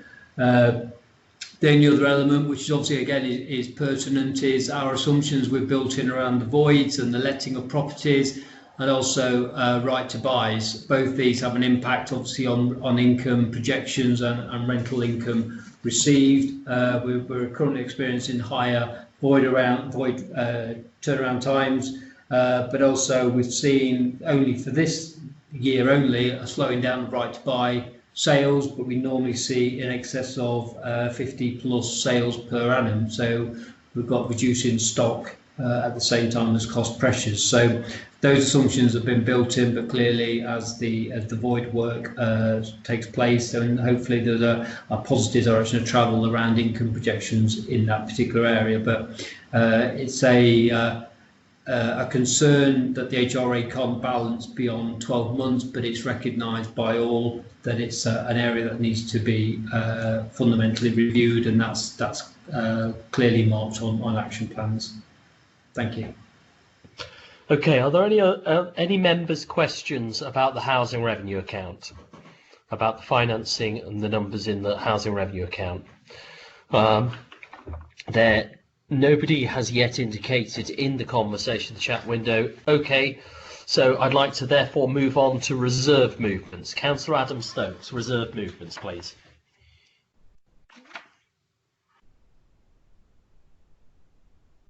Councillor Adam Stokes. Yes, sorry.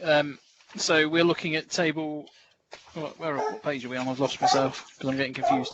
So page 24 now on the reserves. So reserves and balance 24. Yeah, so obviously the budgeted general fund reserve movements are on table 17 on page 25, and the rationale is below that. I'll just take some questions, and I'm sure Richard will come in on this one. Thank you. If I could just draw out some key observations before we go to questions, Mr. Chairman. In terms of reserves, we'd mentioned at the introduction that the one-off lower tier grant of 362,000, our recommendation is that goes into the budget stabilisation reserve to provide some financial resilience to the budget. Our hope is that we shouldn't need to use too much of this reserve this financial year to balance the budget due to volatility in the system, but equally we need to make sure that that remains at a significant enough level to tide us through into 21-22 and even beyond if necessary. So our recommendation is to passport through that grant straight into that stabilisation reserve, which will increase the balance to just over £3 million. Councillor Dr Moseley has already referenced the climate change reserve. The Cabinet are recommending that that's replenished by 20,000 for 21-22, following the recommendation from the Environment Scrutiny Committee. And also yesterday, Cabinet recommended that 500,000 is put into the regeneration reserve. Members may recall this was set up initially to fund the costs of St Martin's Park in Stamford, but more recently it has been recommended it's used to fund the short-term depot acquisition and development costs, or at least a contribution towards the development costs. So in order for that to be done, further contributions need to make to that reserve level. So Cabinet yesterday recommended that 250,000 comes from the commercial reserve and 250,000 comes from the investor save reserve to bolster the regeneration reserve to a level that enable it to continue to fund St Martin's, but also if the acquisition of the depot proceeds, then that will also be used in that way as well. Members of the Finance Committee reviewed the investor save reserve at a previous meeting, and it was agreed a level of 500 be put in place for that. So again, that's reflecting this. New homes bonus is a contribution to the local priority reserve. I've already referenced, and also the special expense area reserves. There's an individual one for each of those SEA areas, and you'll see that there's a contribution from that reserve to fund an external works of park player safe areas in the Grantham area. We've not really dwelled on capital, Mr. Chairman. I think it wasn't one of your 6. So I don't know if you want to do that after the fees and charges, or if you want to do it earlier. I'm not sure. Can I'll just finish off by the HRA. I think what's interesting for the HRA is a very ambitious programme of works for the HRA over the period. Over 75 million is being put forward. Clearly, that's putting a lot of financing requirements on the reserves, and you'll see that in Table 18, significant movements coming from both the Property Development Reserve and the Major Repairs Reserve over that time period. There is a built-in expectation that there will be external funding available to fund the housing programme, and further information around those applications and the funding proposals will come forward during next financial year. So both programmes at the moment are largely destined to be funded from internal resources, because that is still financially prudent to do so at this time. Thank you. Okay, thank you. We'll come on to capital movements in the next section, but are there any other questions on either the housing revenue account or the reserves and balances, the reserve movements? Are there any members' questions on those two areas? We have Councillor Ashley Baxter. Thank you, Chair. I'm not sure if this... I'm talking about paragraph 5.5. Have we done that bit yet? That's fine. We can take that. Yep. Okay.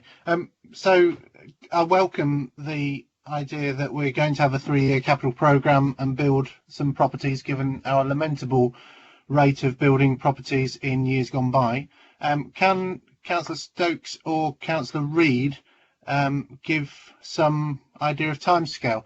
It says a detailed appraisal of the schemes is underway, but I mean, I had a conversation with someone in housing before the last election where detailed appraisal of the schemes were underway, and nothing has materialised. So it talks about in 5.5, details of the new build programme will be presented to members at a future meeting.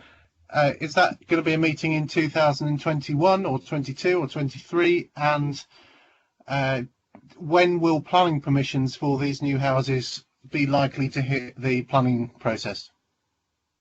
Councillor Reid, can you respond to that? Good afternoon, Chairman. Yes, of course I can respond to that. I have actually reported this at a recent meeting. However, I'm very happy to sort of allude to, in fact, to be recollective of this. It was on the 7th of January at the Rural OSC. However, yes, I seem to remember Councillor Baxter was in there on that particular meeting. However, more to the point, there is 10.5 million in budgeted within the next financial year, and I have a delivery programme of 7 houses at Bourne, 5 houses at Stamford, which the contract has been awarded already, which might just get into the edge of this year. Next year I have a listing of Swinegate, which will be 24 houses, Wellington Way, which will be 12, Shore Road, which will be 34, and so I have 72 houses, which, if you equate to a build-out cost of somewhere around sort of 140,000, 150,000, you can it's then easily to equate the 10.5 million that's actually programmed, and that is my schedule within the next 12 months. I am eager that in presenting the 1-year revenue in the HRA building for repairs and renewals vis-a-vis the rent account, income and expenditure, the stock condition report that is pending and approved by council, the following 2 years' budgets also need to be balanced with the funding available. As Richard Wiles has alluded to, we need to have some careful direction in the way that we continue not to stop, but to balance the build out of new houses, the sale receipts that are beyond our control of those houses we lose each year from council house sales, and indeed what is going to be compelled is the right word, from the health and safety and regulator findings, and indeed the programme moving forward with improvements. So it's certainly an area to watch, and I hope that answers the question. I shall always be forthcoming at every scrutiny opportunity, every cabinet meeting, and indeed at future scrutiny meetings, Chair, that you do through the FredCo periodically. Councillor Reid, thank you for those observations. Can I push you on Councillor Baxter's specific question, which was the details would be provided at a specific meeting? Do you intend going into a lower level detail at some stage in the coming months? If so, when and at what meeting? Yeah, I don't have a problem with that. We have a recently conformed housing board, which both Councillor Stokes and myself attend, along with officers, and we, I'm sure, after our next meeting, which is at the end of January, albeit I know Councillor Stokes is heavily committed at the moment, we can have a statement out by the end of February without any issue.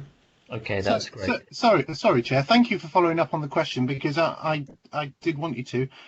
What is a conformed housing board, and what's its purpose? When does it meet? And so, for example, about Wellington Way, for example, when do you think the planning application will go in for that? I think we're getting into lower level detail here, Councillor Baxter. On the specific project, if I can ask you to take that outside of this meeting, although I would also like to know what a conformed housing board is actually, Councillor Reid. I am mindful of very heavy rainfall outside. I hope you can hear me all right. We can. The housing board is a functionality that we have developed very newly during my term of office. It is to board is a big word for it. It has representation for special projects, which are our housing projects, obviously, with our housing director and indeed our housing rollout programme. That is the functionality of what it's there, and there is no reason why that information, well, it is public because we actually minute the meetings. So I can, outside of the meeting, I can expand further to Councillor Baxter. It's not any issue. Yeah, it would be great to see those those minutes. Thank you. Thank you. Karen Bradford, you wanted to respond to that. Karen Bradford? Thank you, Chairman. It was just in support of Councillor Reid there.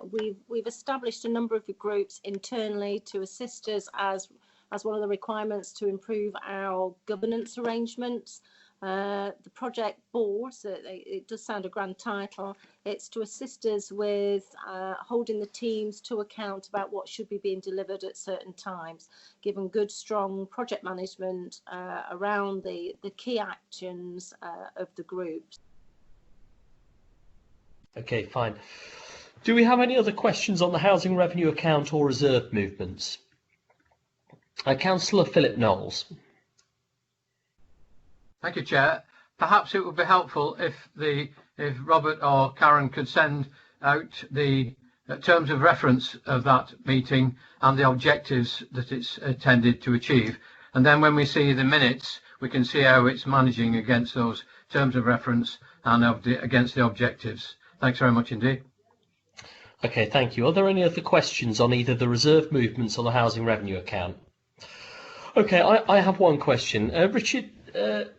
Richard, can you comment on the invest to save budget? I mean, I think that there is some concern that we're investing a lot, but we're not necessarily seeing the benefit of those or seeing the savings. Can you comment on where that is?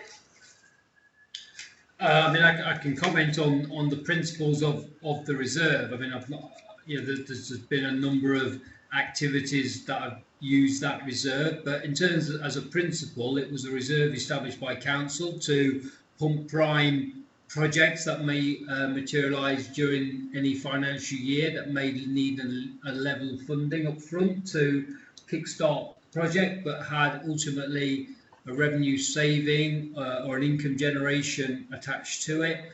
There's a delegation that council has in place for the reserve, which is a non-key decision requirement for the cabinet member for finance to approve, and that's based on a supported business case, which demonstrates the level of funding required and the payback that will generate from it. It's fair to say that sometimes those projects can be relatively speculative or transformational because they're based on a predicted assumption of how a market may respond or an activity may generate a return. So an example is the one that Councillor Baxter mentioned very early on this afternoon, which was the advertising. The Investor Save Reserve was used to pump prime an activity with an external company to undertake a feasibility study of council assets to generate an income in the future. Obviously, that is caveated with the market response, the positive income returns that may be generated from it, etc., etc. But it's there to enable the council to be agile and flexible and respond to opportunities without having to wait for an annual cycle of this kind in which to put funding forward. Beyond the non-key decision, the responsibility for delivery then falls within the respective directorate area. And as you know, as chairman of the finance committee, is then reported through monthly monitoring and quarterly monitoring reports that the members have. In the recent past, it's been used to fund the Ernst & Young transformation. That was probably the single biggest contribution it's made in the recent past. And you'll see in the budget proposals the financial return that we are anticipating coming from that particular activity. So the idea is the funding for it as an outlay comes from the reserve, but the cashable saving or income generation finds its way into base budgets at that appropriate time. Hence why in the example of advertising, we're not yet confident the return will be seen, so therefore we've not built it in. Where clearly there's a clearer linkage between the outlay and the return, then it is built in. That's simplistically how that funding mechanism works. Okay, fine. I would like to move on to the final area, which is any other questions, fees and charges, capital, and any other areas before we return to the proposals that were made in today's meeting. Councillor Adam Stokes, please.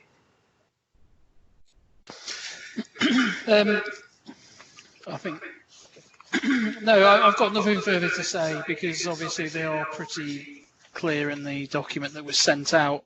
The amended document was sent out yesterday, but I've got nothing further to add. Thank you.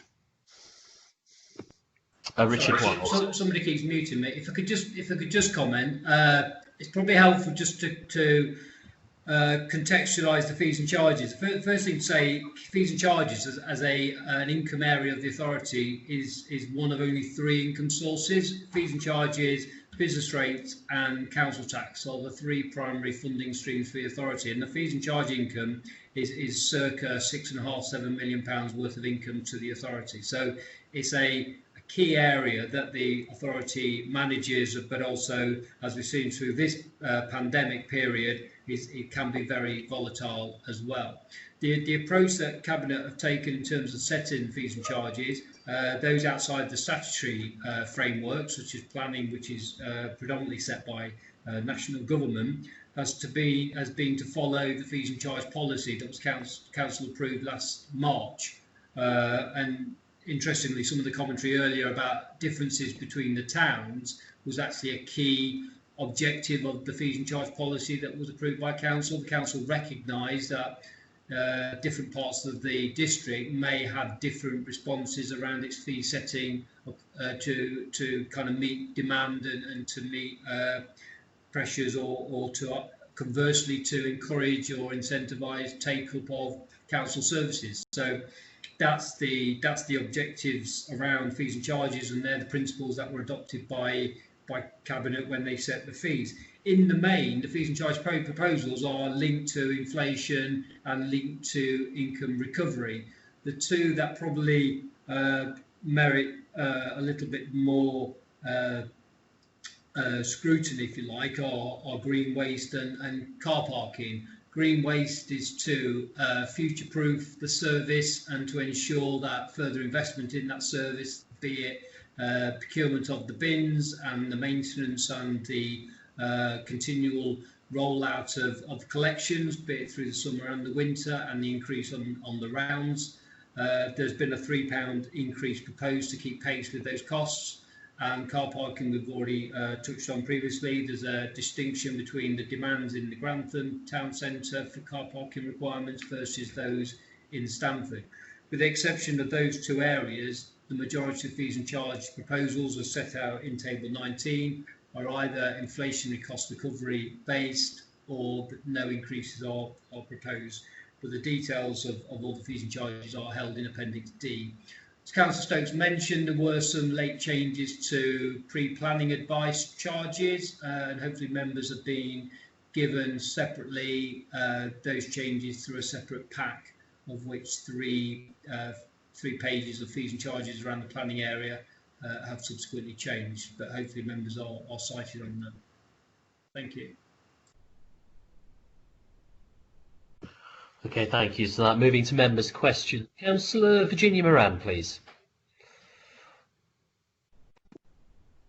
Lovely, thank you. Sorry, I kept putting speak please in the chat, but it was coming back to me telling me it couldn't accept my comment. I wanted to talk about the fees for leisure centres. I have tried and failed miserably to try and find out what the fees were at the time that One Life was still running the centres, because I'm aware that Leisure SK is to be non-profit or cost zero, and that One Life obviously had to make a profit. So I was wondering if someone could give me a rough idea how these fees compare with what One Life were charging. Councillor Adam Stokes, are you able to take that? What I would say is that obviously within 2021 on the fee settings, that was the One Life period during that year. Obviously during that period was One Life doing the charging on that. Yeah, I know that. What I'm trying to find out is what was One Life charging for, say, a full rate for swimming? So sorry, just to clarify Councillor Moran's question, have you rolled over the One Life charges for this year, or has there been a difference in any way? There has been no difference. There's been consistent charging on with regards to that. So you've rolled over the charges. Do you have any further questions, Councillor Moran? Right. Yeah. Do you know what profit One Life were making? That was a private limited company, so you'll have to ask One Life. Okay, I will. Thank you. Okay, moving on. Councillor Ashley Baxter. Thank you, Chair. I hope I've not abused the chat box. I asked about 4 times and I couldn't see if it was coming up or not, so apologies for that. Although Councillor Stokes says that we'll have to ask One Life about their profit, I understood that we had an open book accounting arrangement with them, and so we should know what their profit was, even if we don't have an opportunity to influence it. However, my question was about the police. I'm not sure if this is the right time to ask it, but yesterday the Cabinet decided to vote against giving the special constables in Lincolnshire, 22 of them, a discount on their council tax.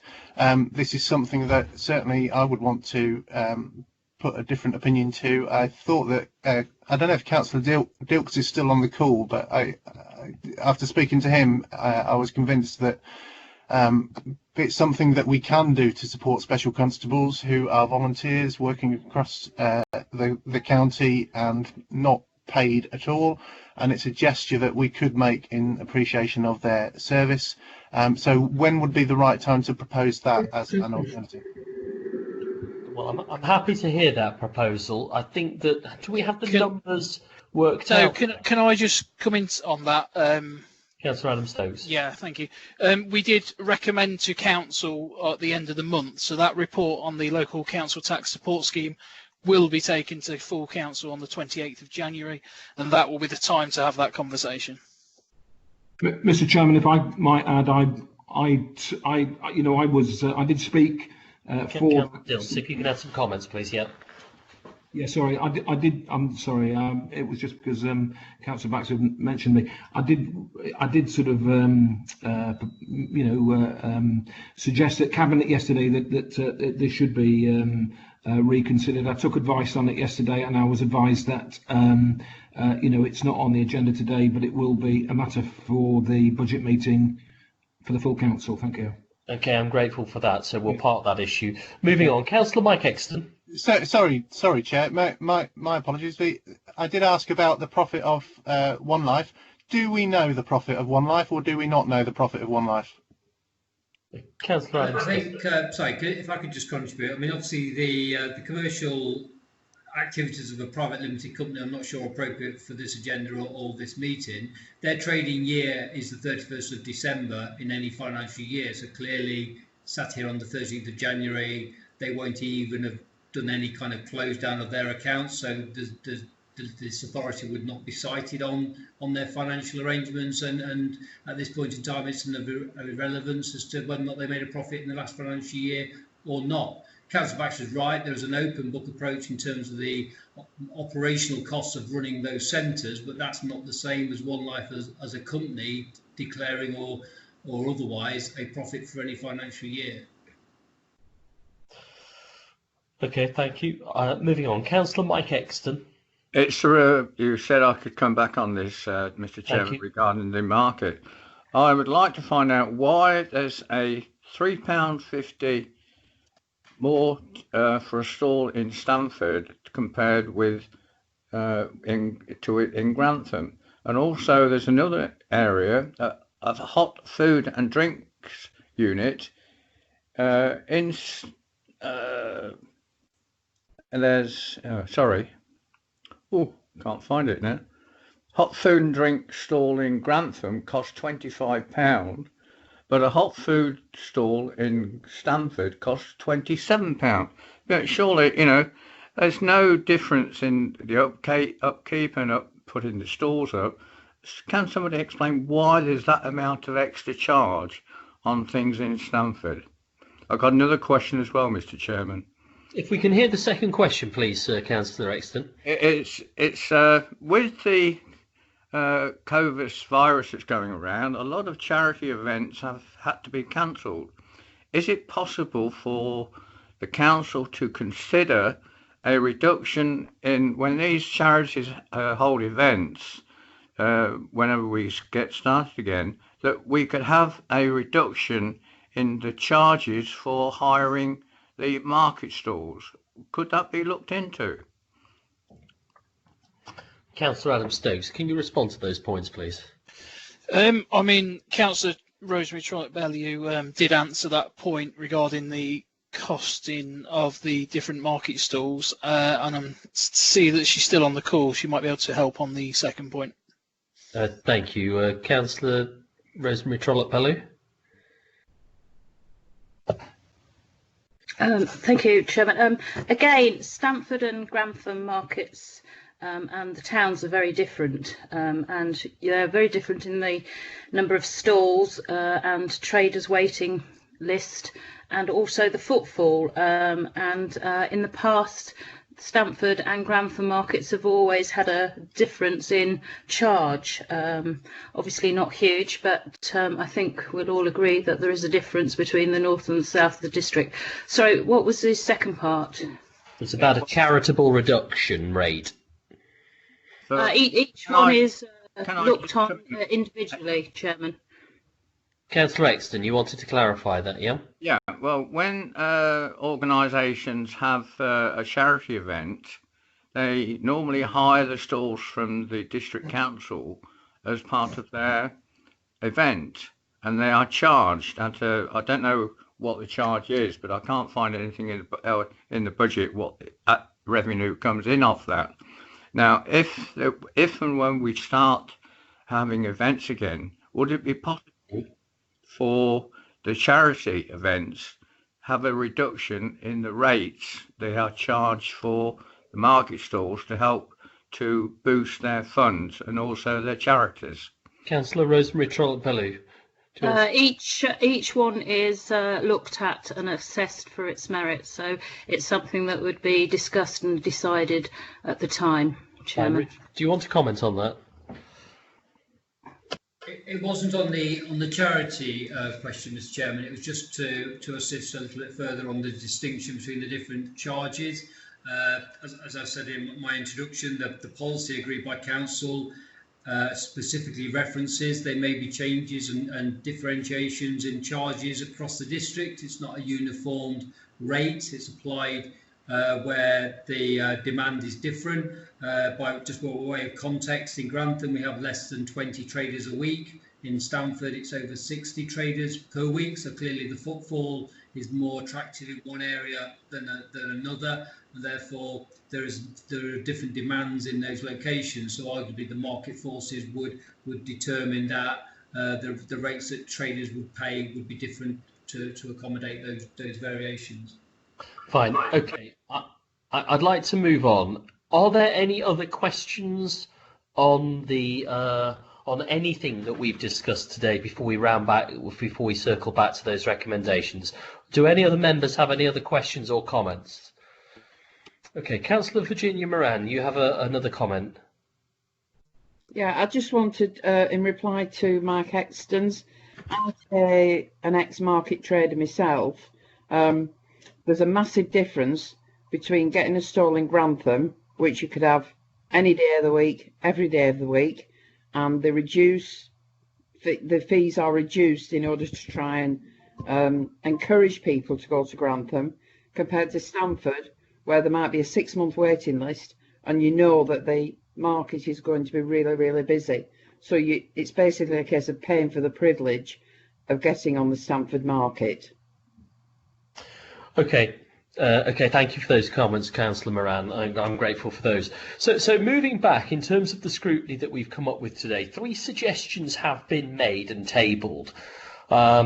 The first of all was the Gloria Johnson £60,000 on approximately £60,000 on parking. Councillor Stokes, you've been discussing this and you believe that budgets can be found for that. Do you want to comment on that? Yeah, I will comment on that. Yeah, that is where I'm coming from. As mentioned earlier by Richard Wiles, yeah, I'm happy to take that one. Yeah, you're comfortable with that as a recommendation. The other recommendations was Councillor Philip Knowles' £9,000 for street scene.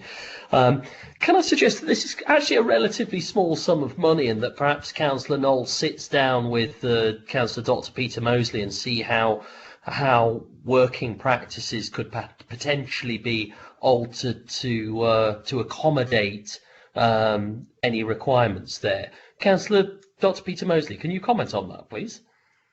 Yes, Councillor Gill, Mr. Chairman, happy to. I mean, yeah, I mean, we do have a significant street scene staff, and you know, if there's a way that we can provide better value for money by using our own staff to provide that service to uplift as necessary, then I think that probably provides better value for the taxpayer. It means that perhaps other areas, other priority areas of the council's budget don't have to be affected by it. And I've always said that I'm happy to sit down with Councillor Knowles and discuss this. It's just that it doesn't seem that the stars have aligned and we've been able to do that yet. Okay, Knowles, but I look forward to that time, yes. Councillor Knowles, are you happy with that, so that allowing us to progress today? I'm happy that I have a meeting with Councillor Moseley and the leader, Councillor Cook, because that's what we were promised. I would suggest, I'm not going to go into details about my contacts with Councillor Moseley because it would cause a row. Okay, I'd like to move on. Talk about it, but to talk about the specific of the commitment that was given that has not been fulfilled. It's nothing to do with what we've got now.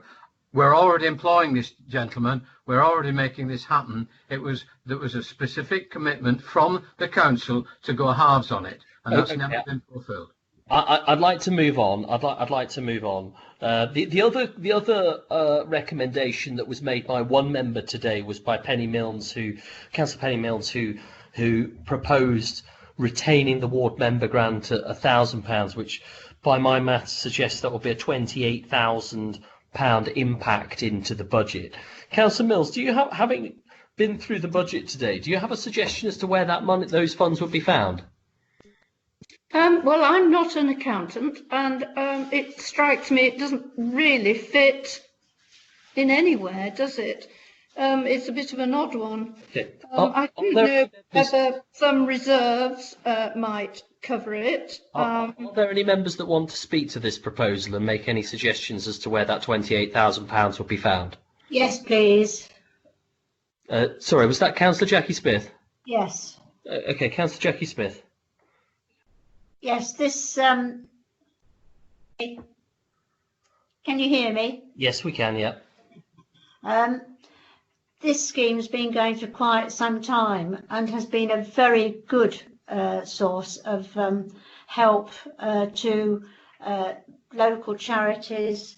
Quite a lot of them being most of them are in this area in Grantham.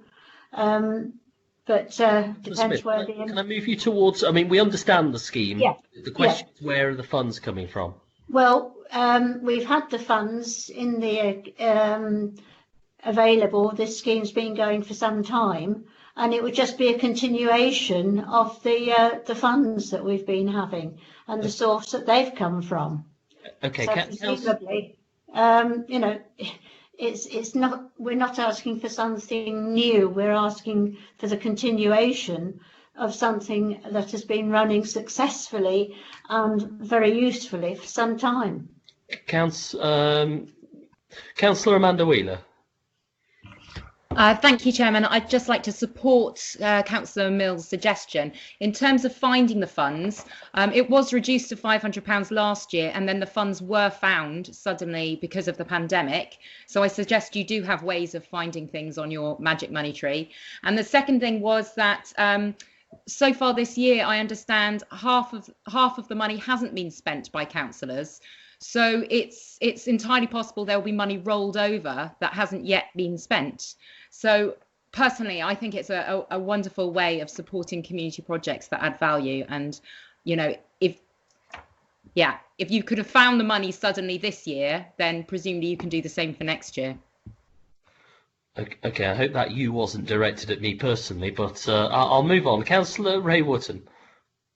Yes, thank you very much indeed, Mr. Chairman. At yesterday's Cabinet meeting, I proposed that this next allocation of council money should be used for COVID support rather than go to councillors. So therefore, it would increase our budget, but money would still be there to support the community.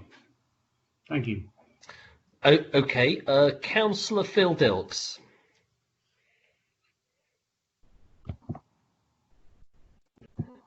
Thank you, Mr. Chairman. May I support comments? I haven't got any idea where the money will come from, but I do say it's one of the best things I think the council does. And the reason it was increased to or restored to the £1,000 last year, which I really welcomed, and I'm sure a lot of others, across the council did. The reason it was restored to the £1,000 at short notice was because of the COVID pandemic, of course.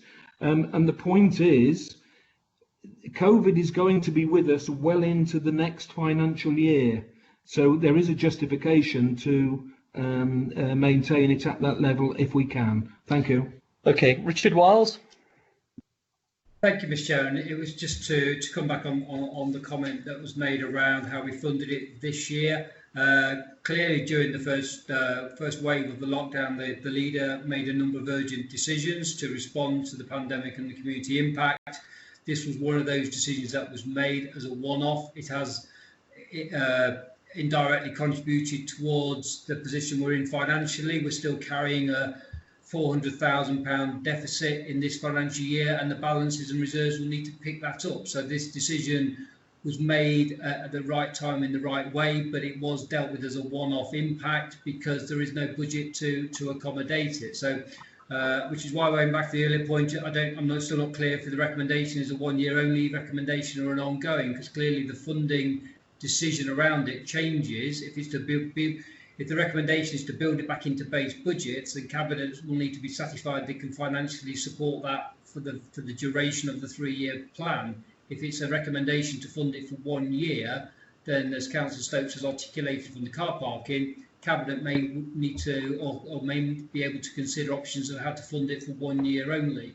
Thank you. But for ongoing, it is a different Thank issue. you, Councillor. Thank you, Councillor Mark Whittington.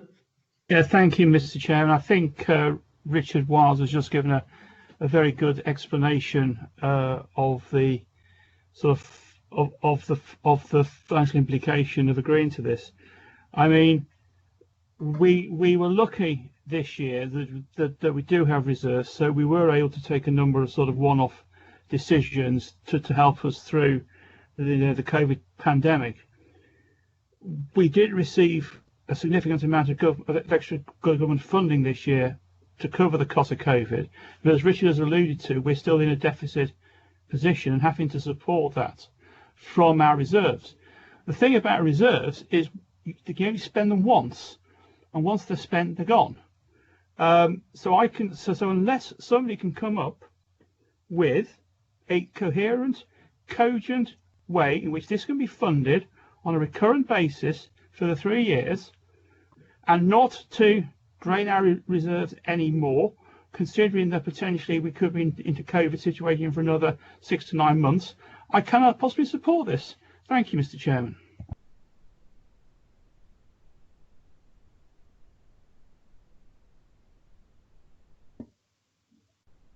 Mr. Chairman, you're muted. Thank you. Is there anybody else that wants to speak on this? Can I just come in on this, Chairman, please? I mean, it was done at the right time. It was done for the right reasons for the COVID situation. We are not removing the ward member grant scheme. We will still have £500 each for each member to spend. It's not a complete removal of the scheme. And I think we just need to remember that. We will be keeping the scheme, but it will just be a reduction in each councillor's allocation. But we will still have £500 each. Thank you, Chairman. Mr. Chairman, may I ask a question? I've not just suddenly thought of it. Point of information, yeah, Councillor Mike Exton. With the money do the councillors spend all their allowance? One question. If not, the money that's not spent, couldn't that be carried on and split over the next year, on top of the money, instead of going back into reserves? Richard, do you want to comment on that? Yeah, in a normal, if we ever get to a normal, in a usual year with a balanced outturn, then yes, that could be something that we could undertake if there's an underspend overall. But we're in a deficit position, so even if the ward member budget outturn is less, then that's just bringing down the overall deficit. We're still in a position where the reserves will need to fund the outturn position of the authority. So clearly, if there's an unspend on this individual budget line, and we roll it into 21-22, it'll only increase the deficit overall. Okay, are there any other councillors that want to speak to this? Councillor Ashley Baxter. Sorry, Chair, my question was the same as Mike Exton's. Apologies. Okay, so more members have spoken in favour of this than against it. However, there's been no specifics as to how this would be funded. Are there any members that want to either suggest a specific or have a vote on this or just register this as a recommendation? Councillor Amanda Wheeler.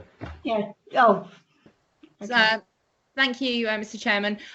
Well, I've got one idea, which was the £100,000 that's been underwritten for the Margaret Thatcher statue.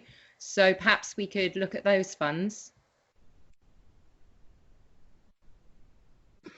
Yeah. Richard Wiles. Thank you for that. As the council leader says, that's an underwriting allocation that's been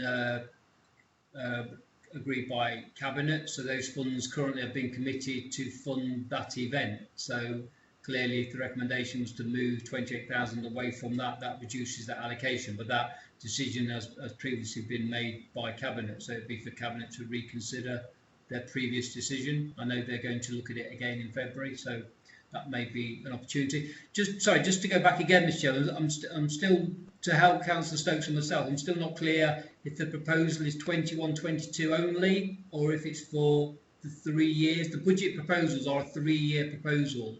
I'm not clear, I'm sorry, if this proposal to increase the budget is a 1 year only or 3 years. So my understanding is this is for 1 year only. I'm happy to hear members' comments on that. Councillor Mike Exton.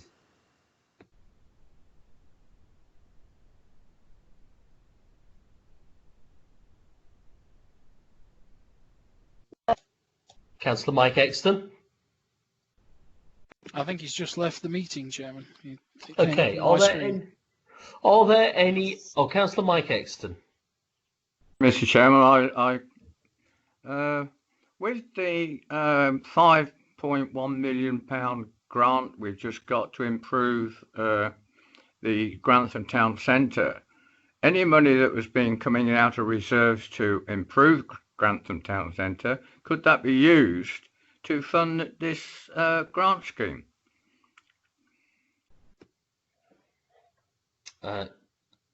Councillor Adam Stokes. Where to start with that one? To be honest, I mean, obviously the the future High Streets Fund is still being worked up to finalise that money to be received. So at the moment, I really don't think that's a viable option that Councillor Exton has stated. Okay, thank you. Are there any other councillors that want to speak on this debate? Okay, so I think the feeling is... Oh, sorry, Councillor Jackie Smith. Yeah. It doesn't necessarily have to be 3 years. I think that continually using the rollover, so we go from one year to 1 year to 1 year. If we don't use all of the funds in 1 year, we just roll it through into the other. We've got got a lottery fund, I believe, which does very well, and you know, perhaps some of that is all to help small businesses, all sorts of projects and so on in the district. And I think it is important that we are seen to be doing that sort of work. And there's certainly going to be a need for an awful lot of, mostly it goes to smaller businesses, startups. And I think, you know, we're going to have to give those sort of businesses a lot of support. And also there are going to be a lot of people that are finding difficulties, and anything that we can do to help them, it will work, because again, certainly some of the earlier funding I put in through my award scheme went to help very small businesses and very small charities, and particularly those that were helping to bring things like support to people that were perhaps alone and wanting that sort of support, and making it possible for them to have areas where they could meet up with other people. Councillor Smith, I think we understand the project. We're searching for recommendations for where the money is going to come from. We're not talking about an enormous amount of money. Fine. I'd just like to take a couple more comments, and then I'd like to make some progress. Councillor Mark Whittington. Yes, thank you, Mr. Chairman. I think members are really struggling to understand the concept of we can't roll over what we haven't got. You can only roll over budgets at the end of a financial year if you're in a surplus position at the end of that financial year. We are going to be in a deficit position at the end of this financial year. Therefore, there is nothing to roll forward. Please, Richard, please, Adam, could somebody just confirm this, just so members actually understand? Councillor Whittington, that has been confirmed. Councillor Baxter, you have a recommendation? Yes. The idea that we should, the money that has been allocated for the unveiling of the Margaret Thatcher statue we've been, I don't know if promised is the right word, but Cllr has said that he's confident that a lot of that money will be raised through the private sector. Given that we're confident of that, I see no problem why we as a committee can't recommend to Cabinet that allocation should be reduced by £28,000 and that we should use that £28,000 for this project instead. Just to clarify, there are no funds in this budget for public realm improvements. That's in a previous year's budget. There are no funds in this budget for that. So what you're actually projecting there is taking this money from reserves. So, okay, I'm showing my ignorance now, again, but we've just said that funds can't be rolled over from one year to the next. So if the allocation for the unveiling of the statue is in this financial year, it's not going to be spent in this financial year, is it? So do we start again on April the 1st with the allocation of funds for the Margaret Thatcher statue? I don't understand. We allocated the funds for the statue very recently. The funds haven't been spent, and so presumably they're going to be rolled over to the next year. Just to confirm, Richard Wiles, there is no budget in this budget. There's no budget line in this budget for any public realm improvements in St Peter's Hill. The decision to allocate £100,000 to underwrite the unveiling event has been agreed in this financial year. Clearly, some of the costs incurred in that activity will take place during this year, but I would suggest the majority of those costs will be incurred in next financial year. But it doesn't form part of the paperwork today because this is a proposal for next year. The decision for the 100,000 has already been made in this year.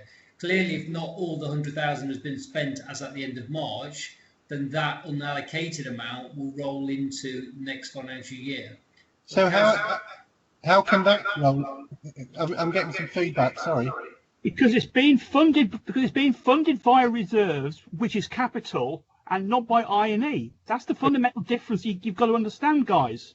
Okay, so moving forward here, so there has been a desire amongst members to fund the retaining £1,000 councillor grant. However, there's been no specific recommendation as to where those funds will come from. Now, it should be said that I can think of a couple of suggestions as to where those funds might come from, but I'd like to understand the implications of that by talking to Councillor Adam Stokes and Richard Wiles separately, probably outside of this meeting. So I think all we can minute at this stage is that there's a desire to increase that, but more work needs to be done on where that can be funded from. And I think there's a desire amongst councillors that work be done. Okay, are there any other comments on the budget from members? Okay, if there are no further comments, we've got some recommendations there to pass through to Cabinet. I would like to therefore move on. Point of order, Councillor Phil Dilks.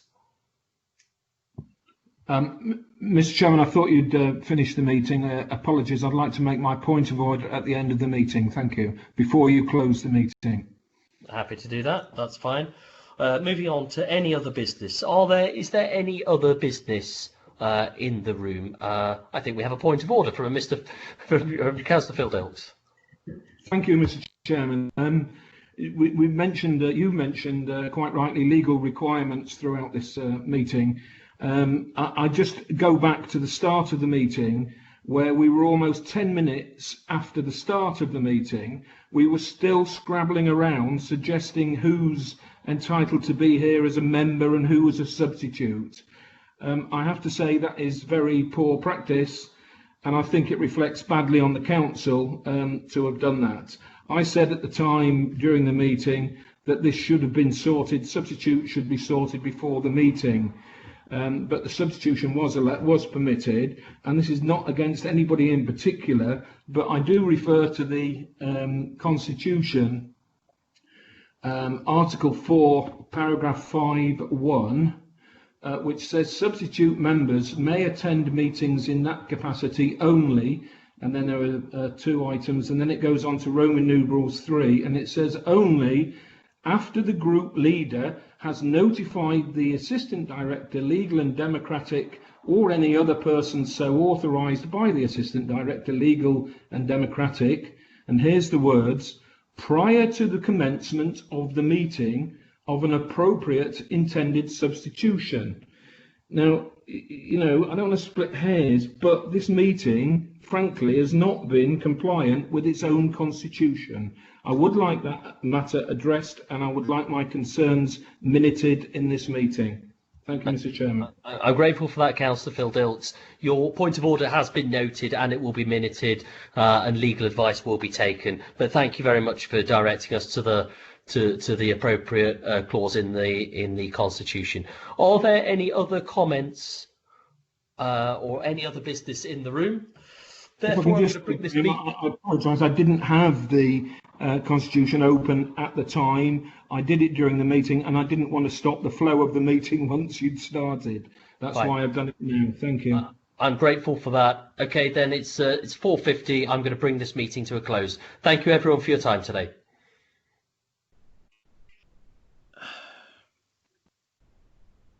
Goodbye, everybody. Thank you. Bye. Stay safe. Bye.